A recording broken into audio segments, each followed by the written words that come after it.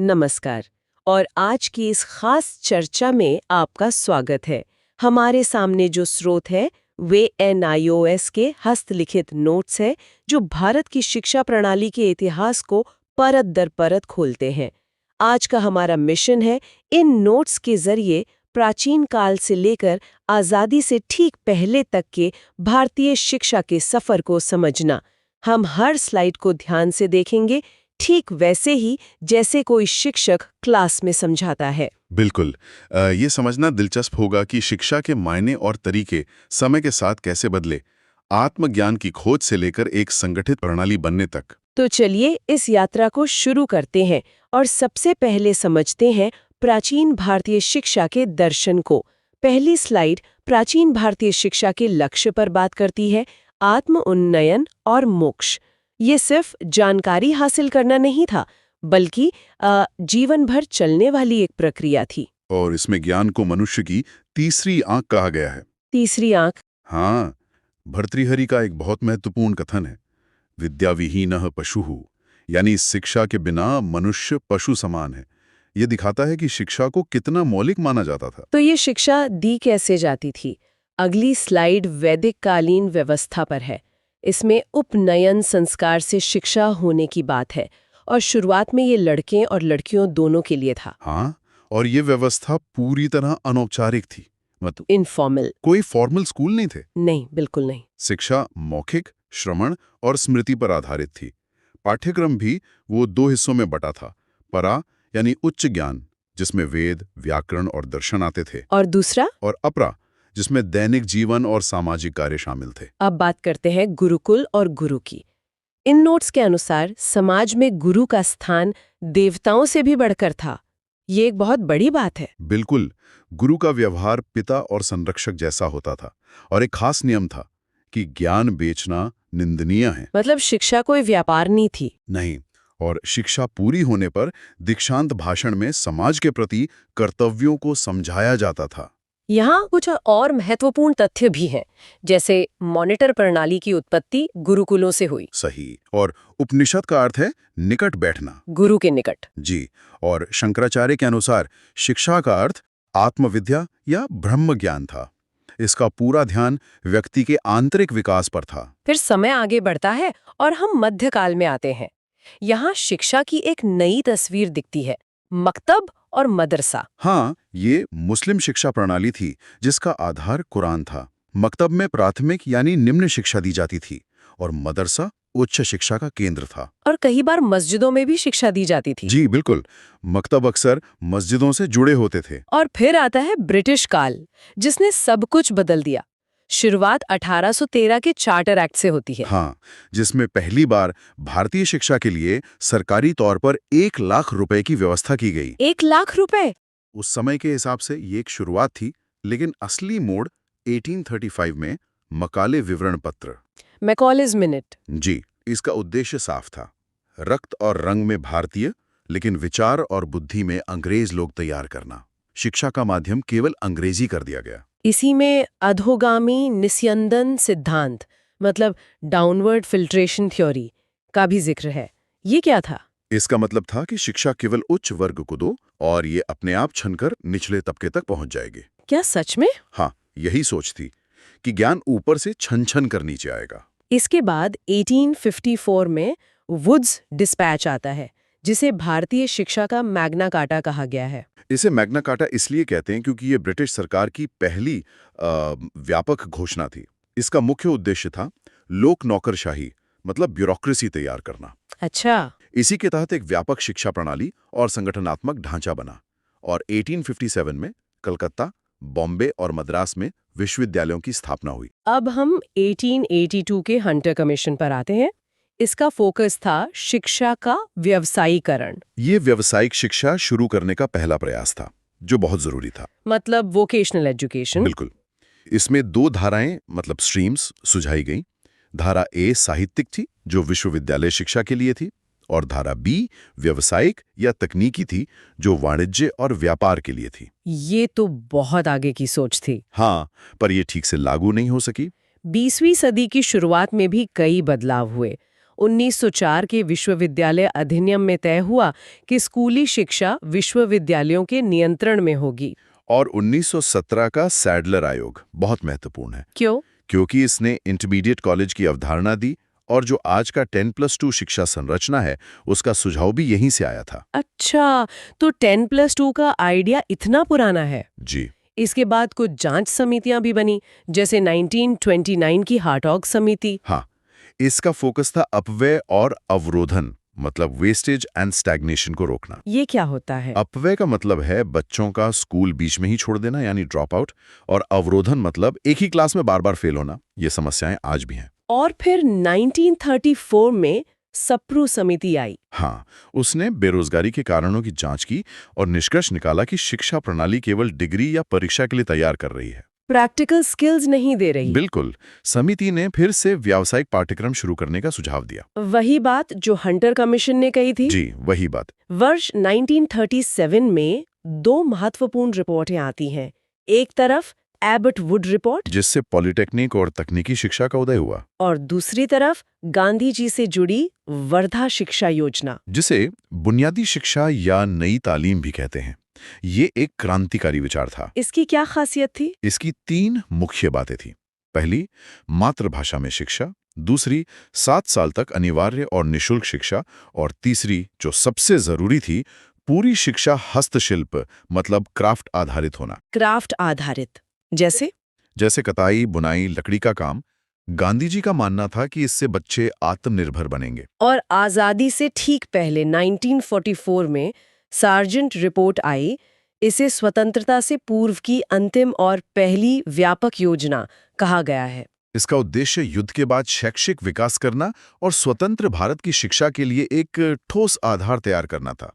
तो इसमें सब कुछ शामिल था। हाँ, प्राइमरी से लेकर यूनिवर्सिटी तक सभी पक्ष शामिल थे और खासतौर पर शिक्षक प्रशिक्षण मतलब टीचर ट्रेनिंग पर जोर दिया गया। ये नोट्स वर्तमान शिक्षक की भूमिका पर भी एक दिलचस्प बात कहते हैं। क्या? भूमिका सेज ऑन द स्टेज यानी मंच पर विराजमान ज्ञानी से बदलकर गाइड ऑन द साइड यानी सुसाध्यकर्ता की हो गई है। ये आधुनिक शिक्षा के मूल को दर्शाता है।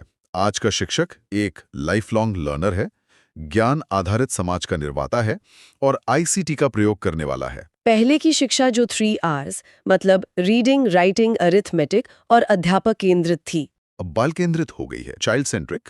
तो इन नोट्स के माध्यम से हमने भारत की शिक्षा प्रणाली की एक अद्भुत यात्रा की। हमने देखा कि कैसे शिक्षा अनौपचारिक गुरुकुल से शुरू होकर मध्यकालीन मकतब मदरसा, फिर ब्रिटिश काल के संगठनात्मक ढांचे से गुजरते हुए आधुनिक बाल केंद्रित रूप तक पहुंची। ये पूरी यात्रा दिखाती है कि शिक्षा के उद्देश्य हमेशा बदलते रहे हैं। बिल्कुल, कभी इसका लक्ष्य मोक्ष था, फिर नौकरशाही तैयार करना और आज एक ज्ञान आधारित समाज का निर्माण करना है। हर दौर ने अपनी छाप छोड़ी है। इससे एक सवाल मन में आता है, आज की शिक्षा प्रणाली को देखते हुए क्या प्राचीन काल के आत्म उन्नयन के लक्ष्य और ब्रिटिश काल से शुरू हुए व्यावसायिक कौशल की जरूरत के बीच एक सही संतुलन मिल पाया है, या ये तलाश अब? तो आज हम भारत की शिक्षा प्रणाली की यात्रा पर एक नजर डालेंगे, खासकर आजादी के बाद से अब तक क्या क्या हुआ। हमारे पास कुछ बहुत अच्छी विजुअल नोट्स हैं जो इस पूरे सफर को दिखाते हैं, मतलब अलग अलग आयोग, नीतियां, उनकी सिफारिशें। बिल्कुल, और ये सिर्फ तारीखों और रिपोर्टों का सफर नहीं है। सही बात है। ये समझने की कोशिश है कि एक देश के तौर पर हमने शिक्षा को कैसे देखा, हमारी सोच कैसे बदली। और हम ये देखेंगे कि कैसे हर आयोग या नीति ने मतलब पिछली नीति की नींव पर ही कुछ नया बनाने की कोशिश की। चलिए इसकी परतें खोलते हैं। बिल्कुल। तो फिर शुरू करते हैं एकदम शुरुआत से। हमारे नोट्स में पहला पड़ाव है 1948 का राधाकृष्णन आयोग, आजादी के ठीक 1 साल बाद। मुझे ये बात थोड़ी मतलब हैरान करती है कि देश के सामने इतनी सारी समस्याएं थीं और उन्होंने सबसे पहले यूनिवर्सिटी शिक्षा पर ध्यान दिया। ये थोड़ा ऊपर से शुरू करने जैसा नहीं है? देखिए, ये सवाल बहुत वाजिब है।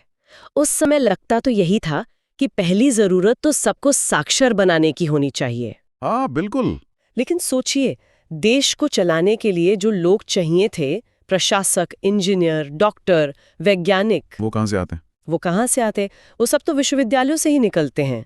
जैसा हमारे स्रोतों में भी बताया गया है, आयोग का मुख्य फोकस ही यही था कि यूनिवर्सिटी शिक्षा की समस्याओं को सुलझाया जाए, ताकि एक काबिल लीडरशिप तैयार हो सके। एकदम। उन्होंने एक तरह से इमारत की छत पहले डिजाइन की ताकि पूरी इमारत को एक दिशा मिल सके। और उस डिजाइन का सबसे बड़ा ब्लूप्रिंट था यूजीसी की स्थापना की सिफारिश, मतलब विश्वविद्यालय अनुदान आयोग। हाँ, वो आज भी हमारे हायर एजुकेशन का सबसे बड़ा रेगुलेटर है। सोचिए 75 साल से भी ज्यादा पुरानी नींव पर आज भी हमारी उच्च शिक्षा खड़ी है। और यही बात दिखाती है कि वो सोच कितनी दूर की थी। पर बात सिर्फ यूजीसी की नहीं थी। अच्छा। राधाकृष्णन आयोग ने विश्वविद्यालयों के मकसद को ही एक नई परिभाषा दी।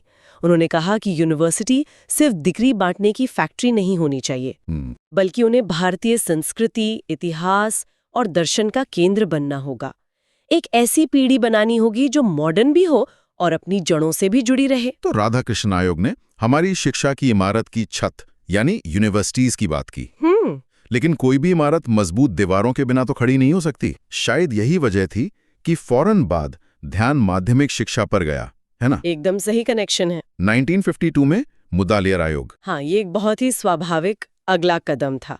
अगर आप चाहते हैं कि विश्वविद्यालयों में बेहतरीन छात्र आएं, तो आपको ये तो पक्का करना होगा कि वो स्कूलों से अच्छी तरह तैयार होके आएं। और मुदालियर आयोग ने समस्या की जड़ को पकड़ा, शिक्षक। बिल्कुल, उन्होंने कहा था कि शिक्षा की गुणवत्ता शिक्षकों की गुणवत्ता से ज्यादा हो ही नहीं सकती। तो मैंने नोट्स में देखा कि उन्होंने शिक्षक प्रशिक्षण पर बहुत जोर दिया। बहुत ज्यादा। प्राइमरी और सेकेंडरी टीचर्स के लिए अलग अलग ट्रेनिंग, यहाँ तक कि मुफ्त प्रशिक्षण और रहने की सुविधा की भी बात की। सोचिए, ये तो आज भी एक बहुत बड़ी चुनौती है, और वो लोग 50 के दशक में इस पर बात कर रहे थे। और यही बात इन दस्तावेजों को दिलचस्प बनाती है। उन्होंने सिर्फ समस्या नहीं बताई, उसका एक व्यावहारिक हल भी दिया। वो जानते थे कि अच्छे लोगों को टीचिंग में लाने के लिए आपको इसे एक आकर्षक पेशा बनाना होगा। इसीलिए उन्होंने मुफ्त ट्रेनिंग, बेहतर वेतन और रहने की सुविधाओं की बात की। मतलब उनका मानना था कि अच्छे शिक्षक पैदा नहीं होते, उन्हें बनाया जाता है। एकदम। तो अब तक हमने शिक्षा के स्तरों की बात की, यूनिवर्सिटी और स्कूल, लेकिन हमारी टाइमलाइन में अगला पड़ाव थोड़ा अलग है। 1958 दुर्गाबाई देशमुख समिति। हाँ, यहाँ फोकस क्या पढ़ाना है से हटकर किसे पढ़ाना है पर आ गया, यानी महिला शिक्षा पर। जी। ये एक बहुत बड़ा वैचारिक बदलाव था। पहली बार सिस्टम ने ये माना कि शिक्षा तक पहुंच सबके लिए बराबर नहीं है, लड़कियों को पीछे छोड़ा जा रहा है। जैसे स्रोत में बताया गया है, 1957 में योजना आयोग ने लड़कियों की शिक्षा को प्राथमिकता दी और इसी के चलते ये समिति बनी। और इसका लक्ष्य सिर्फ लड़कियों को स्कूल भेजना नहीं था। नहीं, बिल्कुल नहीं। लक्ष्य था लड़कों और लड़कियों की शिक्षा में जो खाई थी उसे पाटना। और इसके लिए उन्होंने जो सुझाव दिए वे उस समय के समाज की हकीकत को दिखाते हैं। जैसे मिडिल स्कूल तक को एजुकेशन ठीक है, लेकिन हाई स्कूल में लड़कियों के लिए अलग स्कूल हों। यह आज सुनने में थोड़ा अजीब लग सकता है। हाँ, लग सकता है। लेकिन शायद उस वक्त माता पिता को अपनी बेटियों को स्कूल भेजने के लिए प्रोत्साहित करने का यही एक तरीका था। निश्चित रूप से। और उन्होंने सिर्फ स्कूलों की बात नहीं की, उन्होंने उन असली वजहों को समझा जो लड़कियों को स्कूल आने से रोकती थीं। अच्छा। इसीलिए उन्होंने माताओं के लिए सुविधाएं, शिशु गृह यानी क्रेच, ज्यादा महिला शिक्षकों की भर्ती और वयस्क महिलाओं के लिए रोजगार के मौके बनाने की भी सिफारिश की। मतलब उन्होंने सिर्फ शिक्षा नहीं बल्कि पूरे सामाजिक ताने बाने को ध्यान में रखकर समाधान दिए। बिल्कुल। और फिर आता है भारतीय शिक्षा के इतिहास का वो पड़ाव जिसे हमारे नोट्स में मील का पत्थर कहा गया है, कोठारी आयोग 1964-66। हाँ, ऐसा लगता है कि इससे पहले सब कुछ टुकड़ों में हो रहा था और इस आयोग ने पहली बार पूरी तस्वीर को एक साथ देखा। आप बिल्कुल सही कह रहे हैं। कोठारी आयोग की जो सबसे क्रांतिकारी बात मुझे इन नोट्स में लगी वो ये थी कि उन्होंने पहली बार शिक्षा को सीधे सीधे देश की तरक्की से जोड़ा। अच्छा। उनकी रिपोर्ट का साल एक लाइन में था, भारत का भाग्य उसकी कक्षाओं में गढ़ा जा रहा है। वाह, India's destiny is being shaped in its classrooms। ये सिर्फ एक नारा नहीं था, ये एक नई सोच थी। और इस सोच के लिए उन्होंने 4 बड़े लक्ष्य रखे थे: उत्पादकता, आधुनिकीकरण, सामाजिक और राष्ट्रीय एकता और राष्ट्रीय मूल्य। जी। चलिए सामाजिक और राष्ट्रीय एकता वाले बिंदु पर थोड़ा और रुकते हैं। यहीं पर समान स्कूल प्रणाली यानी कॉमन स्कूल सिस्टम का जिक्र आता है। हाँ। ये विचार सुनने में तो इतना जबरदस्त लगता है कि एक अमीर का बच्चा और एक गरीब का बच्चा एक ही स्कूल में एक ही बेंच पर बैठकर पढ़ें। ये वाकई में एक क्रांतिकारी विचार था। इसका मकसद था शिक्षा के जरिए सामाजिक भेदभाव को खत्म करना। पड़ोस के स्कूल या नेबरहुड स्कूल्स का कॉन्सेप्ट भी यहीं से आया ना? इसी से निकला।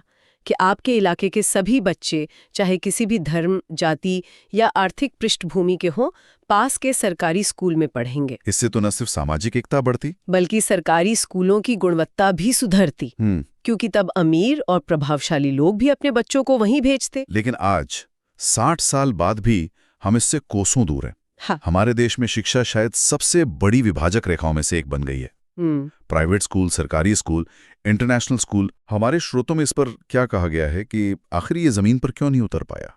क्या राजनीतिक इच्छा शक्ति की कमी थी या समाजी तयम नहीं था? ये एक जटिल सवाल है और इसका जवाब शायद दोनों में छिपा है। कोठारी आयोग ने इसे लागू करने के लिए 10 साल की समय सीमा दिखी, लेकिन राजनीतिक इच्छा शक्ति की भारी कमी दिखी। और समाज? साथ ही जैसे जैसे मध्यम वर्ग का उदय हुआ, उन्होंने प्राइवेट स्कूलों को एक स्टेटस सिंबल के रूप में देखना शुरू कर दिया। सरकार ने भी प्राइवेट स्कूलों को बढ़ावा दिया और कॉमन स्कूल सिस्टम का विचार वो धीरे धीरे ठंडे बस्ते में चला गया। ये हमारी शिक्षा प्रणाली की सबसे बड़ी चूकों में से एक है, कह सकते हैं। कोठारी आयोग की इन्हीं सिफारिशों के आधार पर 1968 में भारत की पहली राष्ट्रीय शिक्षा नीति यानी NPE आई। तो क्या ये उन बड़े बड़े विचारों को जमीन पर उतारने की एक ईमानदार कोशिश थी? हाँ, ये पहली बड़ी और संगठित कोशिश तो थी। NPE 1968 ने कोठारी आयोग की कई बातें मानी, जैसे 14 साल तक के बच्चों के लिए अनिवार्य शिक्षा का लक्ष्य, त्रिभाषा सूत्र भी। हाँ, उसे लागू करना और शिक्षकों की स्थिति में सुधार। लेकिन ये कोठारी आयोग की आत्मा यानी कॉमन स्कूल सिस्टम को पूरी तरह से लागू करने में नाकाम रही। मतलब लक्ष्य तो बड़े रखे, पर उन्हें हासिल करने का ठोस रोड मैप और बजट वो नहीं दिया। इसके लगभग 20 साल बाद 1986 में एक और राष्ट्रीय शिक्षा नीति आई। इन 2 दशकों में ऐसा क्या बदल गया था कि एक नई नीति की जरूरत पड़ी? बहुत कुछ बदल गया था। देश की जरूरतें बदल रही थीं। NPE 1986 ने एक राष्ट्रीय शिक्षा प्रणाली की बात की, जिसमें पूरे देश में 10+2+3 की एक समान संरचना हो। अच्छा, ये मानकीकरण की कोशिश थी। हाँ, एक तरह से शिक्षा में स्टैंडर्डाइजेशन लाने की कोशिश थी, ताकि अगर कोई परिवार एक राज्य से दूसरे राज्य जाए तो बच्चे की पढ़ाई का नुकसान न हो। हमारे नोट्स में इसके तहत शुरू की गई 2 बहुत मशहूर पहलों का जिक्र है, ऑपरेशन ब्लैक बोर्ड और नवोदय विद्यालय।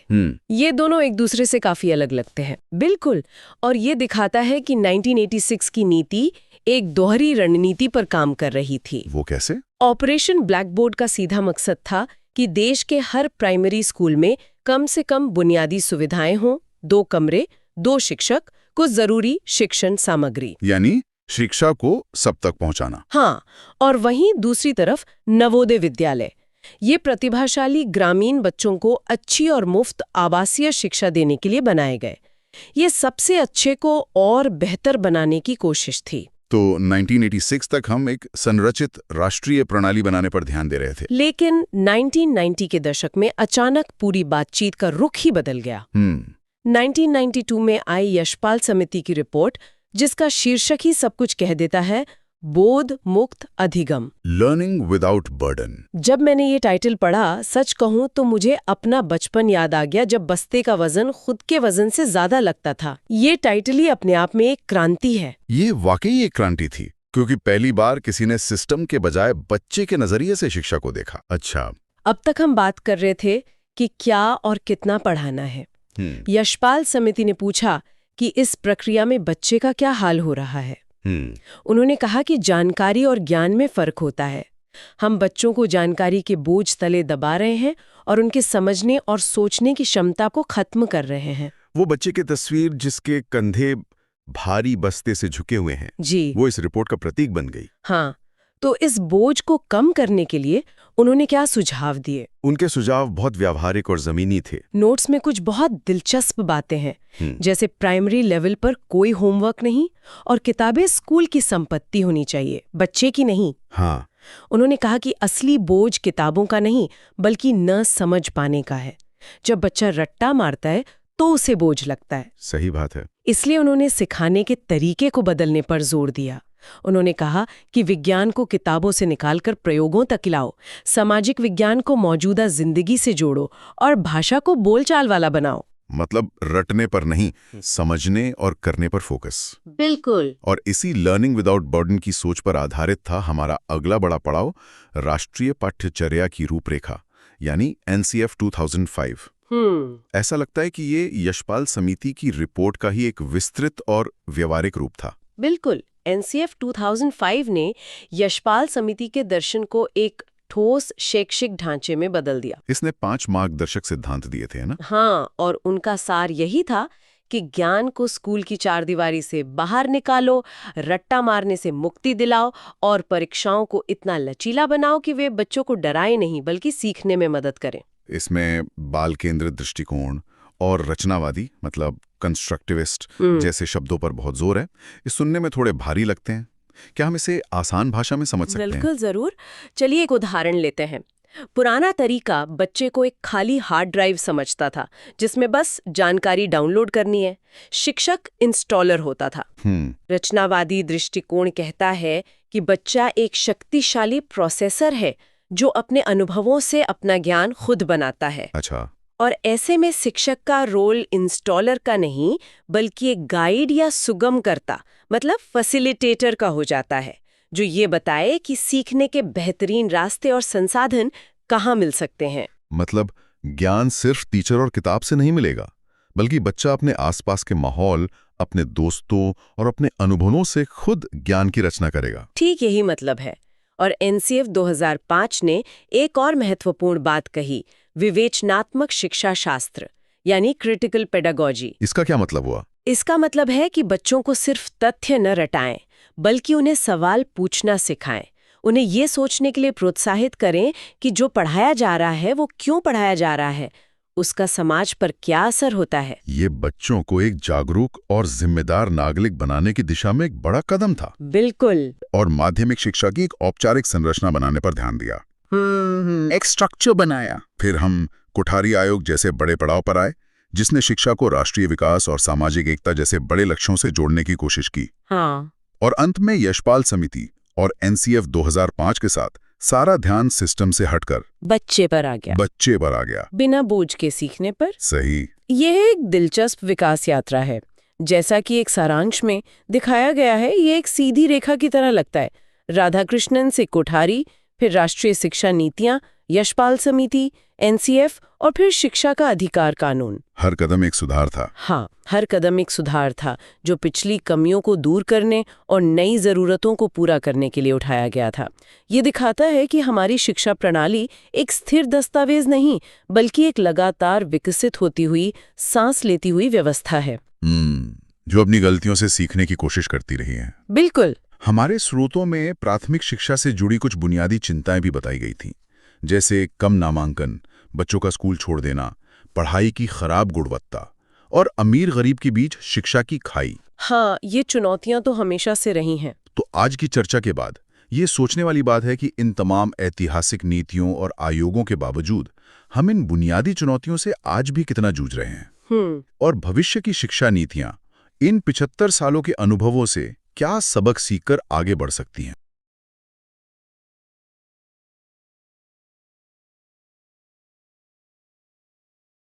वैदिक साहित्य में एक बहुत गहरी बात कही गई है, शिक्षा के बिना मनुष्य पशु के समान है।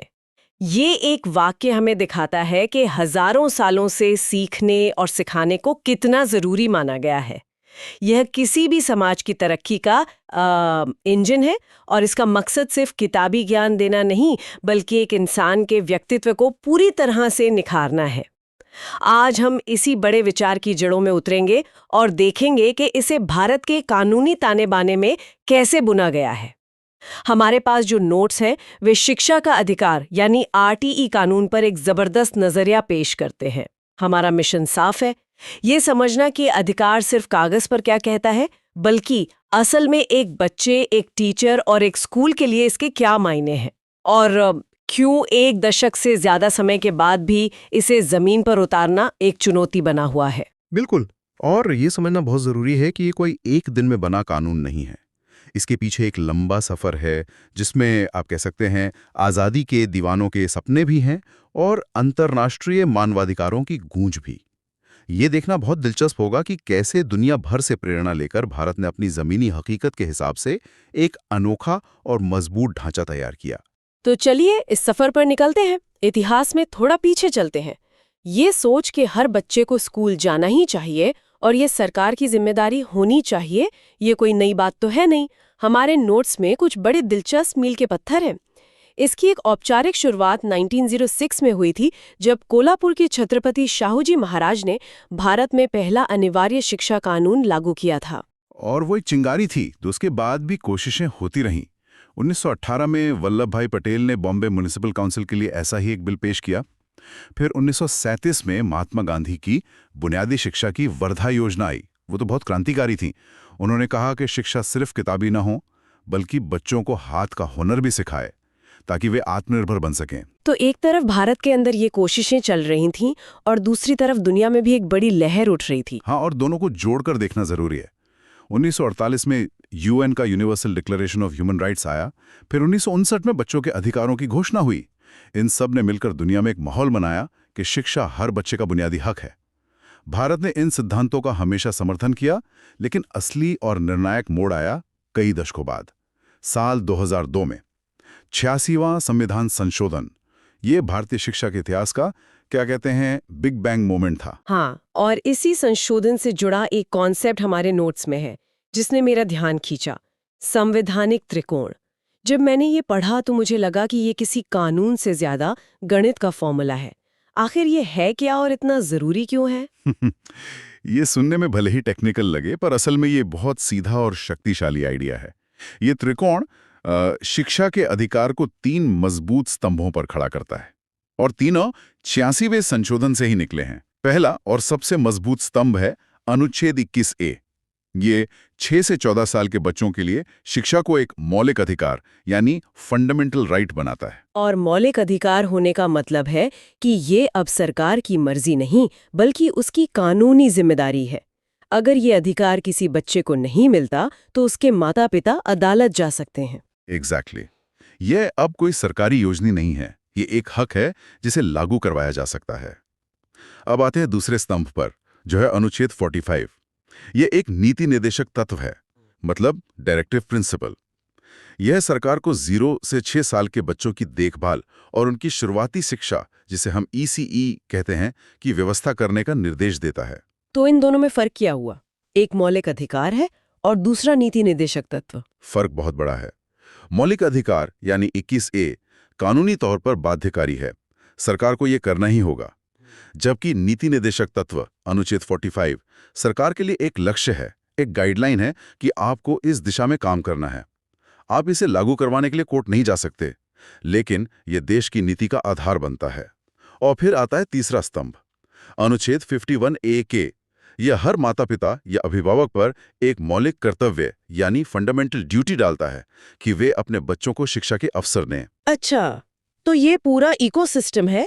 एक तरफ सरकार का हक देना, अनुच्छेद 21A, दूसरी तरफ भविष्य के लिए एक लक्ष्य तय करना, जो अनुच्छेद 45 है, हाँ, और तीसरी तरफ नागरिकों को उनकी जिम्मेदारी याद दिलाना। अधिकार, लक्ष्य और जिम्मेदारी तीनों को एक साथ बांध दिया गया है। बिल्कुल। इसीलिए इसे त्रिकोण कहते हैं। यह शिक्षा को सिर्फ सरकार की नहीं, बल्कि समाज की साझा जिम्मेदारी बनाता है। इस मजबूत संवैधानिक बुनियाद पर 2009 में शिक्षा का अधिकार यानी RTE अधिनियम बना और 1 अप्रैल 2010 को ये पूरे देश में लागू हो गया। हमारे नोट्स इसे समझने के लिए 4 हिस्सों में तोड़ते हैं: बच्चे के अधिकार, टीचर की भूमिका, स्कूल का मैनेजमेंट और पढ़ाई का तरीका। चलिए एक एक करके इन्हें खोलते हैं। सबसे पहले बच्चा। इस कानून के दिल में बच्चा है, तो उसे क्या खास अधिकार मिलते हैं? कानून बच्चे को 5 बड़े अधिकार देता है: जीने का, सुरक्षित रहने का, अपनी बात कहने का, विकास का और जानकारी पाने का अधिकार। लेकिन इन सब के साथ एक ऐसी बात जोड़ी गई जिसने भारत के क्लासरूम का माहौल हमेशा के लिए बदलने की कोशिश की, और वो है शारीरिक दंड पर पूरी तरह पाबंदी। बनाना या क्लास के बाहर खड़ा करना, ये सब अब गैर कानूनी है। हाँ, सिर्फ गैर कानूनी नहीं, बल्कि एक दंडनीय अपराध है। इसके पीछे की सोच यह है कि बच्चा स्कूल में डरे नहीं, बल्कि सीखने के लिए उत्सुक हो। डर से अनुशासन नहीं, बल्कि घुटन पैदा होती है। ये एक बहुत बड़ा, आप कह सकते हैं, सांस्कृतिक बदलाव लाने की कोशिश थी। ये तो बच्चे की बात हुई। अब आते हैं सिक्के के दूसरे पहलू पर, शिक्षक। हमारे नोट्स बताते हैं कि टीचर की भूमिका को भी बहुत साफ साफ बताया गया है। जी, क्योंकि अच्छे स्कूल अच्छी बिल्डिंग से नहीं, अच्छे टीचर से बनते हैं। कानून शिक्षकों के लिए कुछ कर्तव्य तय करता है। समय पर स्कूल आना, तय समय में सिलेबस पूरा करना, हर बच्चे की सीखने की क्षमता को समझना और उसकी मदद करना, और माता पिता के साथ नियमित पीटीएम करना। इसमें एक और नियम है जिस पर अक्सर बहस होती है, सरकारी शिक्षकों के निजी ट्यूशन पर पाबंदी। कुछ लोग कहते हैं कि ये टीचर की अतिरिक्त कमाई पर रोक है। ये एक बहुत जरूरी बिंदु है। कानून कहता है कि सरकारी शिक्षक प्राइवेट ट्यूशन नहीं पढ़ा सकते। इसके पीछे का मकसद कॉन्फ्लिक्ट ऑफ इंटरेस्ट को रोकना है। सोचिए, अगर एक टीचर स्कूल में ठीक से नहीं पढ़ाता ताकि बच्चे उसी के पास ट्यूशन पढ़ने आए, तो ये सिस्टम के साथ धोखा है। बिल्कुल।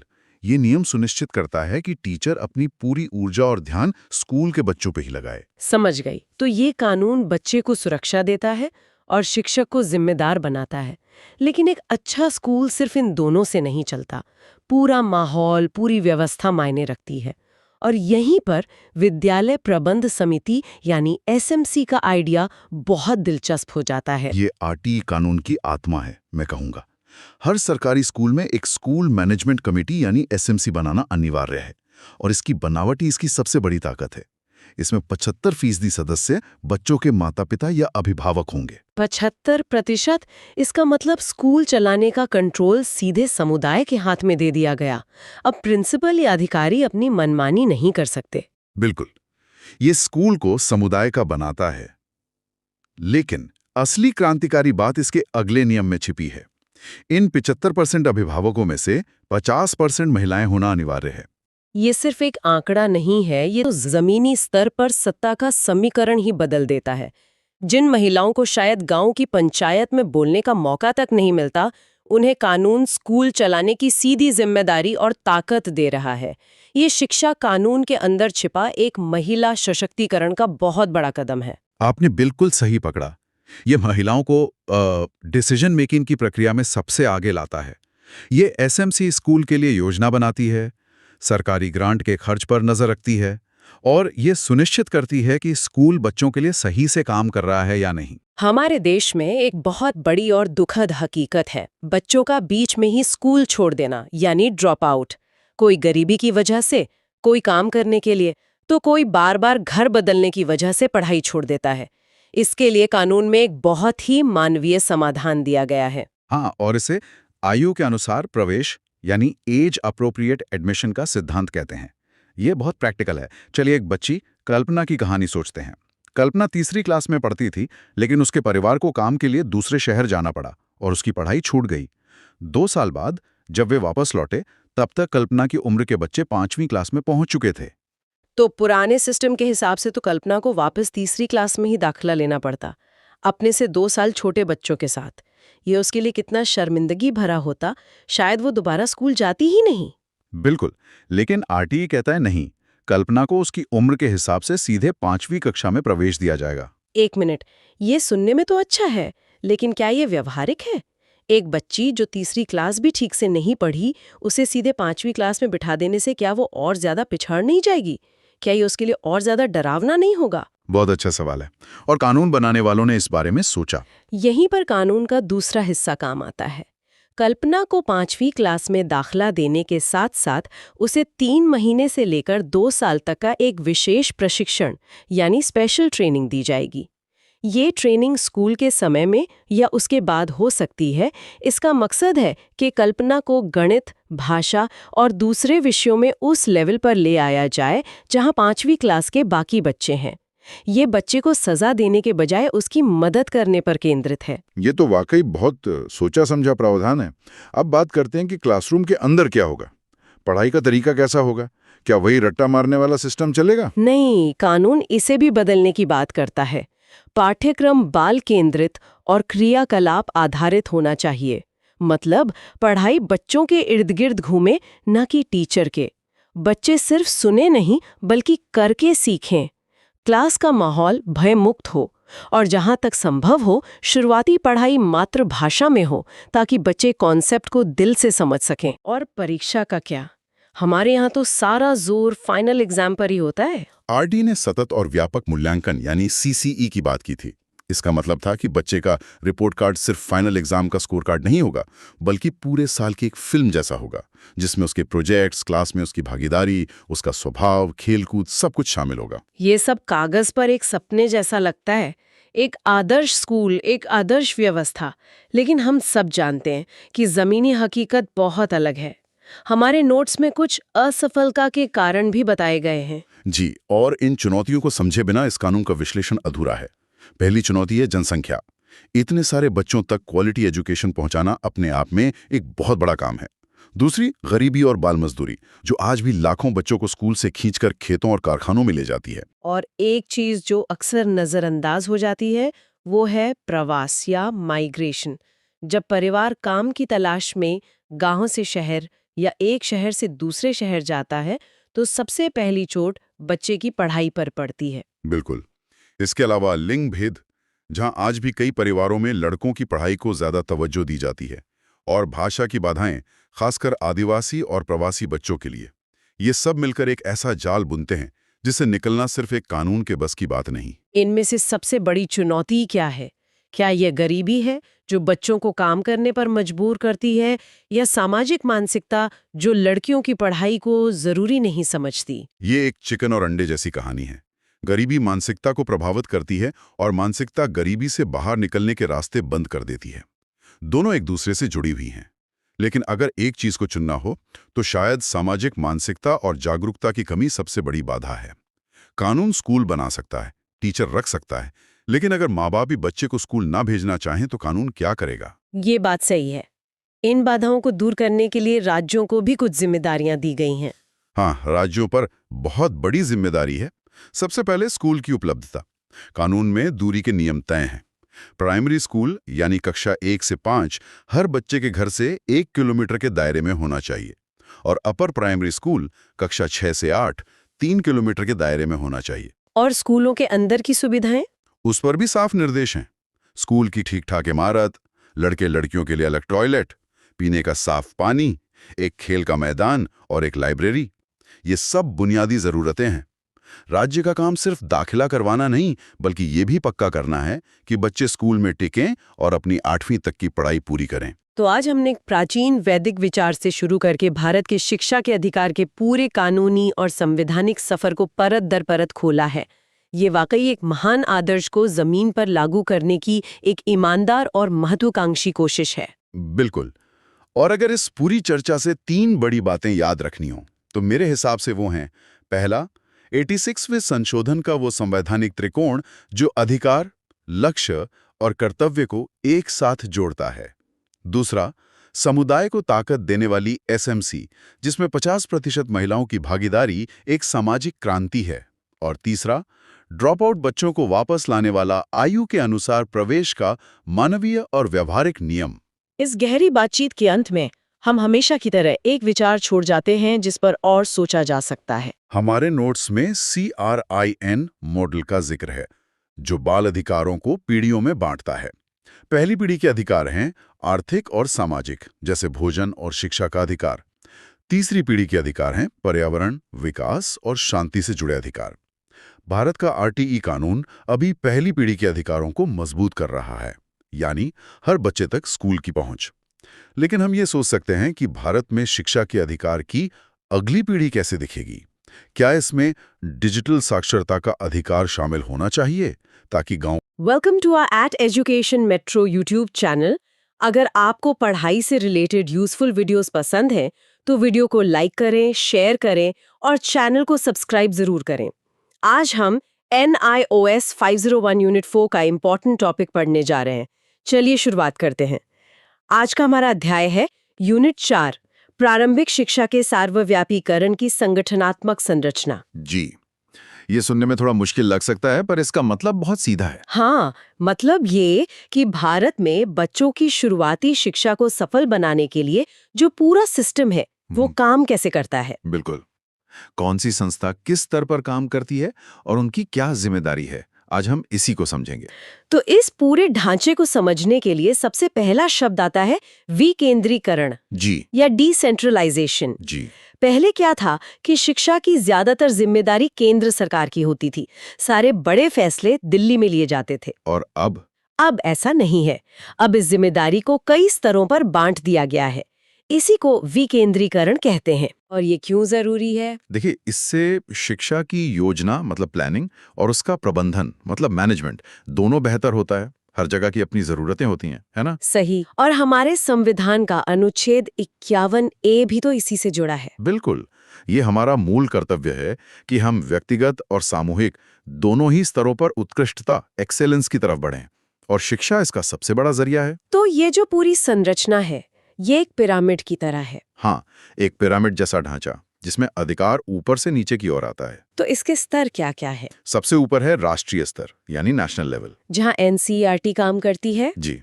उसके नीचे आता है राज्य स्तर स्टेट लेवल, जहाँ SCERT है। फिर जिला स्तर पर डायट। सही। और उसके बाद ब्लॉक स्तर पर BRC, और सबसे ग्रास रूट लेवल पर संकुल स्तर मतलब क्लस्टर लेवल पर CRC। तो चलिए इस पिरामिड के शिखर से यानी सबसे ऊपर से शुरू करते हैं। राष्ट्रीय स्तर और NCERT। NCERT मतलब national council of educational research and training, Hindi में राष्ट्रीय शैक्षिक अनुसंधान और प्रशिक्षण परिषद। जी। इसकी स्थापना 1 सितंबर 1961 को हुई थी और इसका मुख्यालय नई दिल्ली में है। और ये एक स्वायत्त संगठन है, मतलब ऑटोनमस बॉडी। बिल्कुल। इसकी स्थापना शिक्षा मंत्रालय ने की थी, लेकिन ये अपने फैसले लेने में स्वतंत्र है। तो NCERT का मुख्य उद्देश्य क्या है? इसके 2 मुख्य उद्देश्य हैं। पहला, स्कूली शिक्षा की गुणवत्ता में सुधार करना। और दूसरा? दूसरा, केंद्र और राज्य सरकारों को शिक्षा से जुड़े मामलों पर सलाह देना। एक तरह से ये शिक्षा का थिंक टैंक है। अच्छा, तो इसके काम क्या-क्या है? हम सबने इसकी किताबें तो पढ़ी हैं, पर ये सिर्फ किताबें ही तो नहीं छापती होगी। नहीं, बिल्कुल नहीं। वो तो बस एक काम है। इसका सबसे पहला और बड़ा काम है शोध यानी रिसर्च। शिक्षा के क्षेत्र में रिसर्च। जी। दूसरा काम है प्रशिक्षण यानी ट्रेनिंग शिक्षकों के लिए। मतलब टीचर्स की ट्रेनिंग। हाँ, 2 तरह की। एक प्री सर्विस जो टीचर बनने से पहले होती है, और एक इन सर्विस जो नौकरी के दौरान चलती रहती है। अच्छा। और फिर आता है पाठ्यचर्या मतलब करिकुलम, जो नेशनल करिकुलम फ्रेमवर्क NCF हम सुनते हैं, उसे लागू करना NCERT का ही काम है। और इसी NCF के आधार पर पाठ्यपुस्तकें और दूसरी सामग्री बनती है। सही पकड़ा। मटेरियल डेवलपमेंट इसका चौथा काम है। टेक्स्ट बुक्स, टीचिंग किट्स और आजकल तो डिजिटल सामग्री भी। इसकी एक अंतर्राष्ट्रीय भूमिका भी है ना? जी हाँ, ये यूनेस्को, यूनिसेफ और वर्ल्ड बैंक जैसी संस्थाओं के साथ मिलकर भी काम करती है। तो हम कह सकते हैं कि NCERT भारत में स्कूल शिक्षा की शीर्ष निकाय यानी एपेक्स बॉडी है। बिल्कुल। ठीक है, तो NCERT ने दिल्ली में बैठकर एक बढ़िया योजना बना ली। अब वो योजना मान लीजिए उत्तर प्रदेश या तमिलनाडु तक कैसे पहुंचेगी? बहुत अच्छा सवाल है। और यहीं पर पिरामिड का दूसरा स्तर काम आता है, राज्य स्तर। और यहाँ सबसे बड़ी संस्था है SCERT। जी, state council of educational research and training. ये हर राज्य में NCERT का ही एक प्रतिरूप है। मतलब स्टेट काउंटर पार्ट। हाँ, इसका काम है NCERT से मिले दिशा निर्देशों को अपने राज्य की जरूरतों, भाषा और संस्कृति के हिसाब से ढालना। तो राज्य का सिलेबस तैयार करना, शिक्षकों की ट्रेनिंग आयोजित करना, ये सब SCERT के काम है। जी, ये सब SCERT के मुख्य अकादमिक कार्य हैं। लेकिन हमने एक और नाम सुना है, SIMAT। ये क्या है और ये SCERT से कैसे अलग है? SIMAT का पूरा नाम है state institute of educational management and training. इसके नाम में ही मैनेजमेंट और ट्रेनिंग है। बिल्कुल, यही इसका मुख्य अंतर है। जहां SCERT अकादमिक कामों पर मतलब क्या पढ़ाना है इस पर ध्यान देती है, वहीं SIMAT प्रबंधन पर मतलब व्यवस्था को चलाना कैसे है इस पर ध्यान देती है। एकदम सही। इसका मुख्य काम शिक्षा अधिकारियों को, एजुकेशन ऑफिसर्स को ट्रेनिंग देना है। अच्छा, ताकि वो जिला और ब्लॉक स्तर पर प्लानिंग और मैनेजमेंट ठीक से कर सकें। जी, तो SCERT है एकेडमिक विंग और SCMAT है मैनेजमेंट विंग। चलिए अब हम पिरामिड में और नीचे चलते हैं। राष्ट्रीय स्तर हो गया, राज्य स्तर हो गया, अब आते हैं जिला स्तर पर। जिला स्तर पर सबसे महत्वपूर्ण संस्था है diet.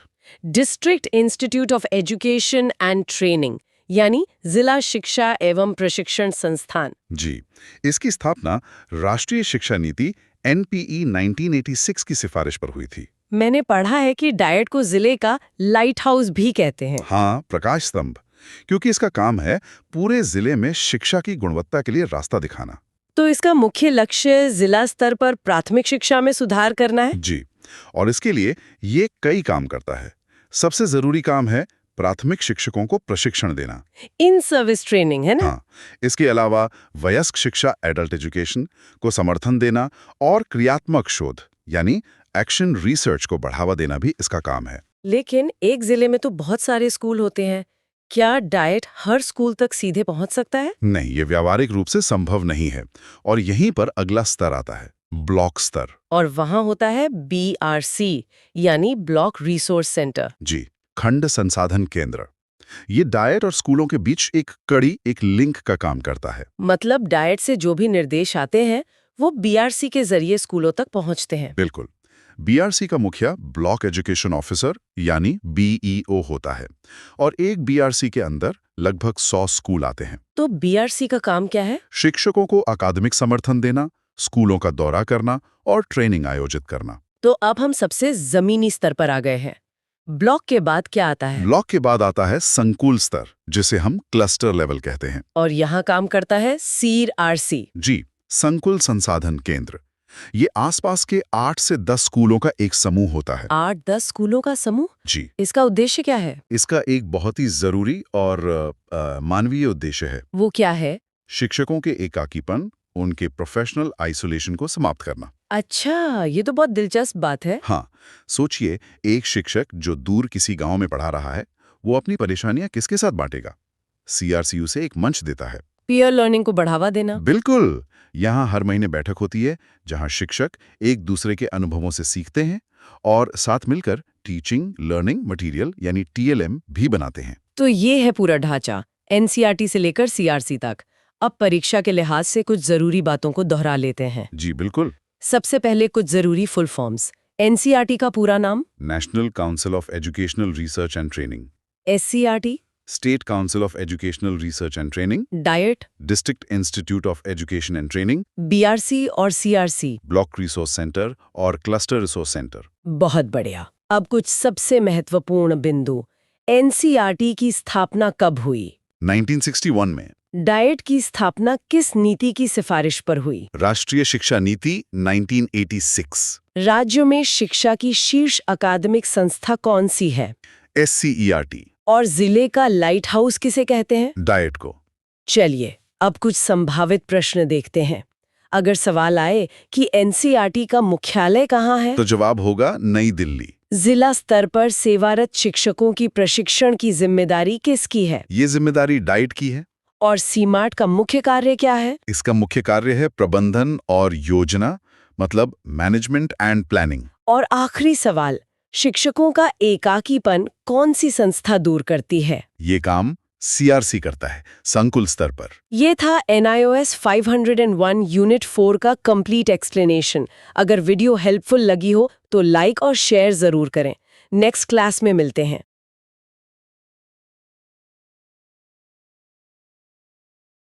Welcome to our at education metro YouTube channel. अगर आपको पढ़ाई से रिलेटेड यूजफुल वीडियोस पसंद है तो वीडियो को लाइक करें, शेयर करें और चैनल को सब्सक्राइब जरूर करें। आज हम NIOS 501 यूनिट 5 का इम्पोर्टेंट टॉपिक पढ़ने जा रहे हैं। चलिए शुरुआत करते हैं। तो आज का हमारा यूनिट है यूनिट 5, प्रारंभिक शिक्षा का संगठनात्मक ढांचा। हाँ, और इसमें हम कुछ बहुत ही महत्वपूर्ण योजनाओं और अलग-अलग राज्यों की केस स्टडीज पर भी बात करेंगे। बिल्कुल।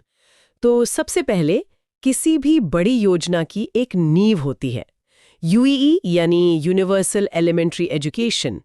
इसकी नींव किस पर रखी गई थी? इसकी नींव जो है वो सर्व शिक्षा अभियान पर आधारित है और इसके आप कह सकते हैं 4 मुख्य स्तंभ हैं। 4 स्तंभ। हाँ। 4 पिलर्स। हाँ, और ये चारों एक दूसरे से जुड़े हुए हैं। पहला है सुगम्यता। सुगम्यता मतलब एक्सेस? बिल्कुल। इसका सीधा सा मतलब है कि स्कूल हर बच्चे की पहुंच में हो, मतलब घर के पास हो। ठीक है, तो स्कूल पहुंच में आ गया। इसके बाद अगला कदम क्या होगा? बहुत बड़ा और नाम लिखवा देना ही काफी नहीं है ना? सही बात है। यहीं पर तीसरा स्तंभ आता है, धारण, जिसे रिटेंशन कहते हैं। रिटेंशन मतलब बच्चा स्कूल में टिका रहे, छोड़े नहीं। एकदम सही। इसका लक्ष्य था 0 ड्रॉप आउट, कोई भी बच्चा स्कूल बीच में ना छोड़े।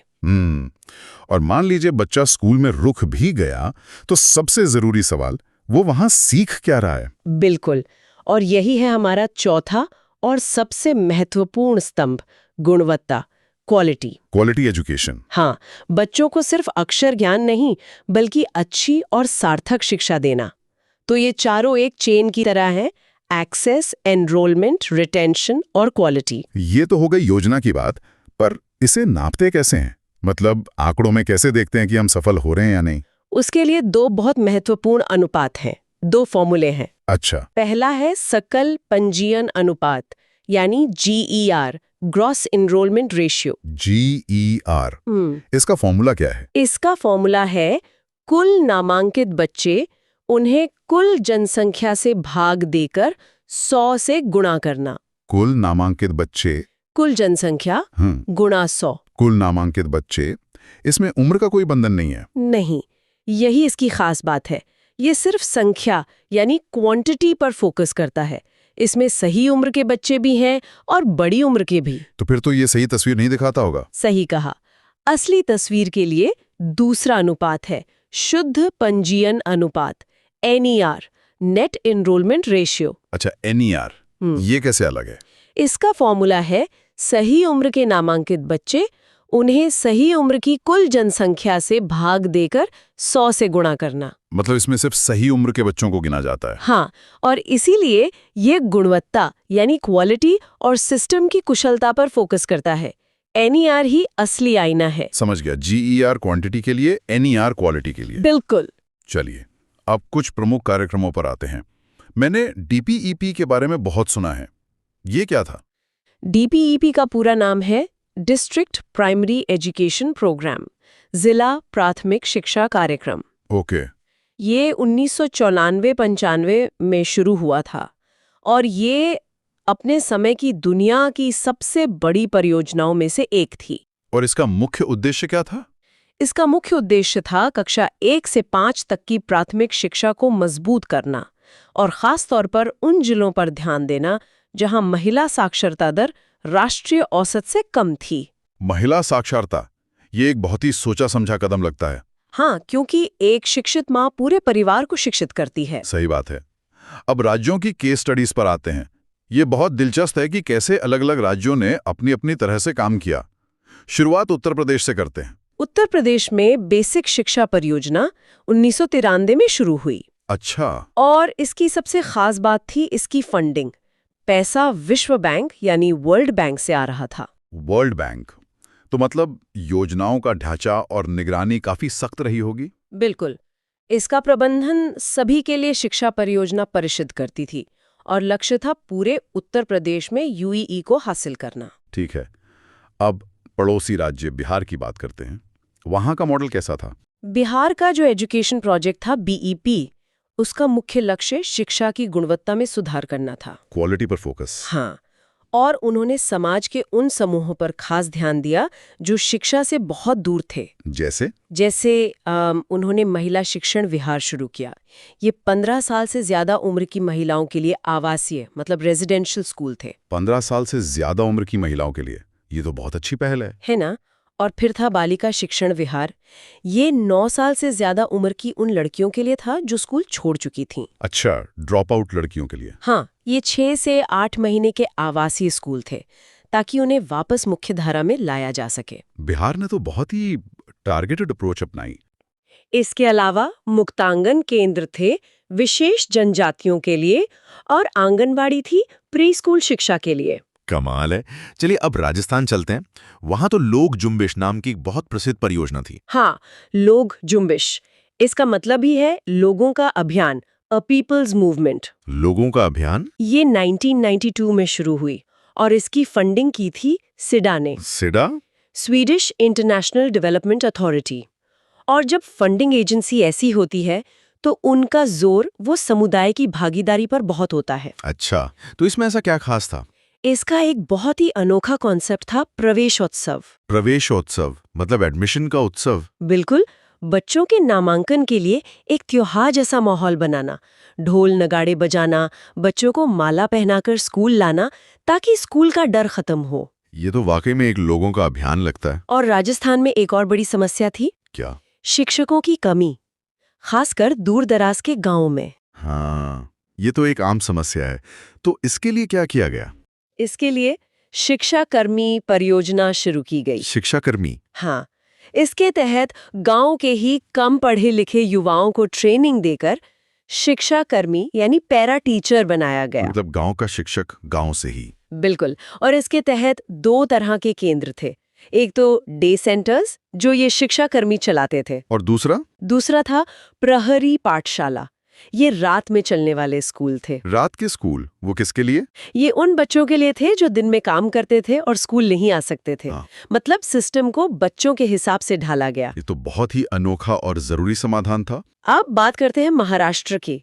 वहाँ तो योजनाओं की एक पूरी लिस्ट दिखती है। हाँ, महाराष्ट्र ने बहुत विविध योजनाएं चलाईं, जैसे कि साक्षरशाला। साक्षरशाला, इन्हें शुगर स्कूल्स भी कहते थे। Sugar schools. हाँ, ये 2001 में प्रवासी मजदूरों के बच्चों के लिए शुरू की गई थी, जो मजदूर गन्ने की फैक्ट्रियों में काम करने के लिए पलायन करते थे।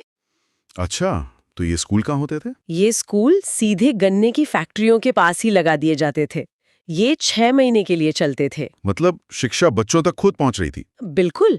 फिर दूरस्थ क्षेत्रों के लिए वस्तीशाला या कुरारशाला योजना थी। इसमें क्या था? देखिए, सामान्य इलाकों में स्कूल खोलने के लिए कम से कम 15 बच्चे चाहिए होते थे। लेकिन पहाड़ी इलाकों में बस्तियां छोटी होती हैं, तो वहां ये संख्या घटाकर सिर्फ 10 बच्चे कर दी गई थी। मतलब नियमों में लचीलापन लाया गया। हाँ, और कुछ सामाजिक कल्याण योजनाएं भी बहुत अच्छी थीं। जैसे कि? एक थी अहिल्याबाई होलकर योजना।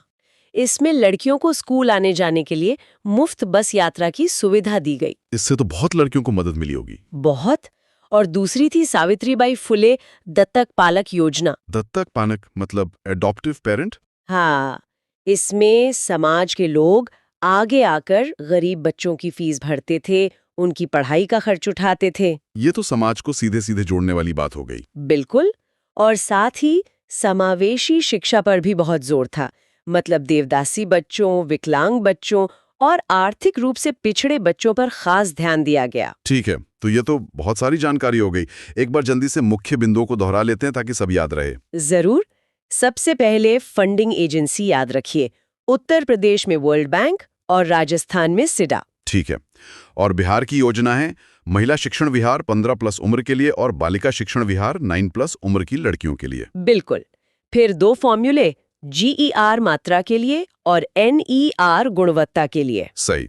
और आखिर में महाराष्ट्र का नियम, पहाड़ी क्षेत्र में स्कूल के लिए 10 बच्चे और सामान्य क्षेत्र में 15 बच्चे। हाँ, ये मुख्य बिंदु है जो याद रखने चाहिए। ये था NIOS 501 यूनिट 5 का कंप्लीट एक्सप्लेनेशन। अगर वीडियो हेल्पफुल लगी हो तो लाइक और शेयर जरूर करें। नेक्स्ट क्लास में मिलते हैं।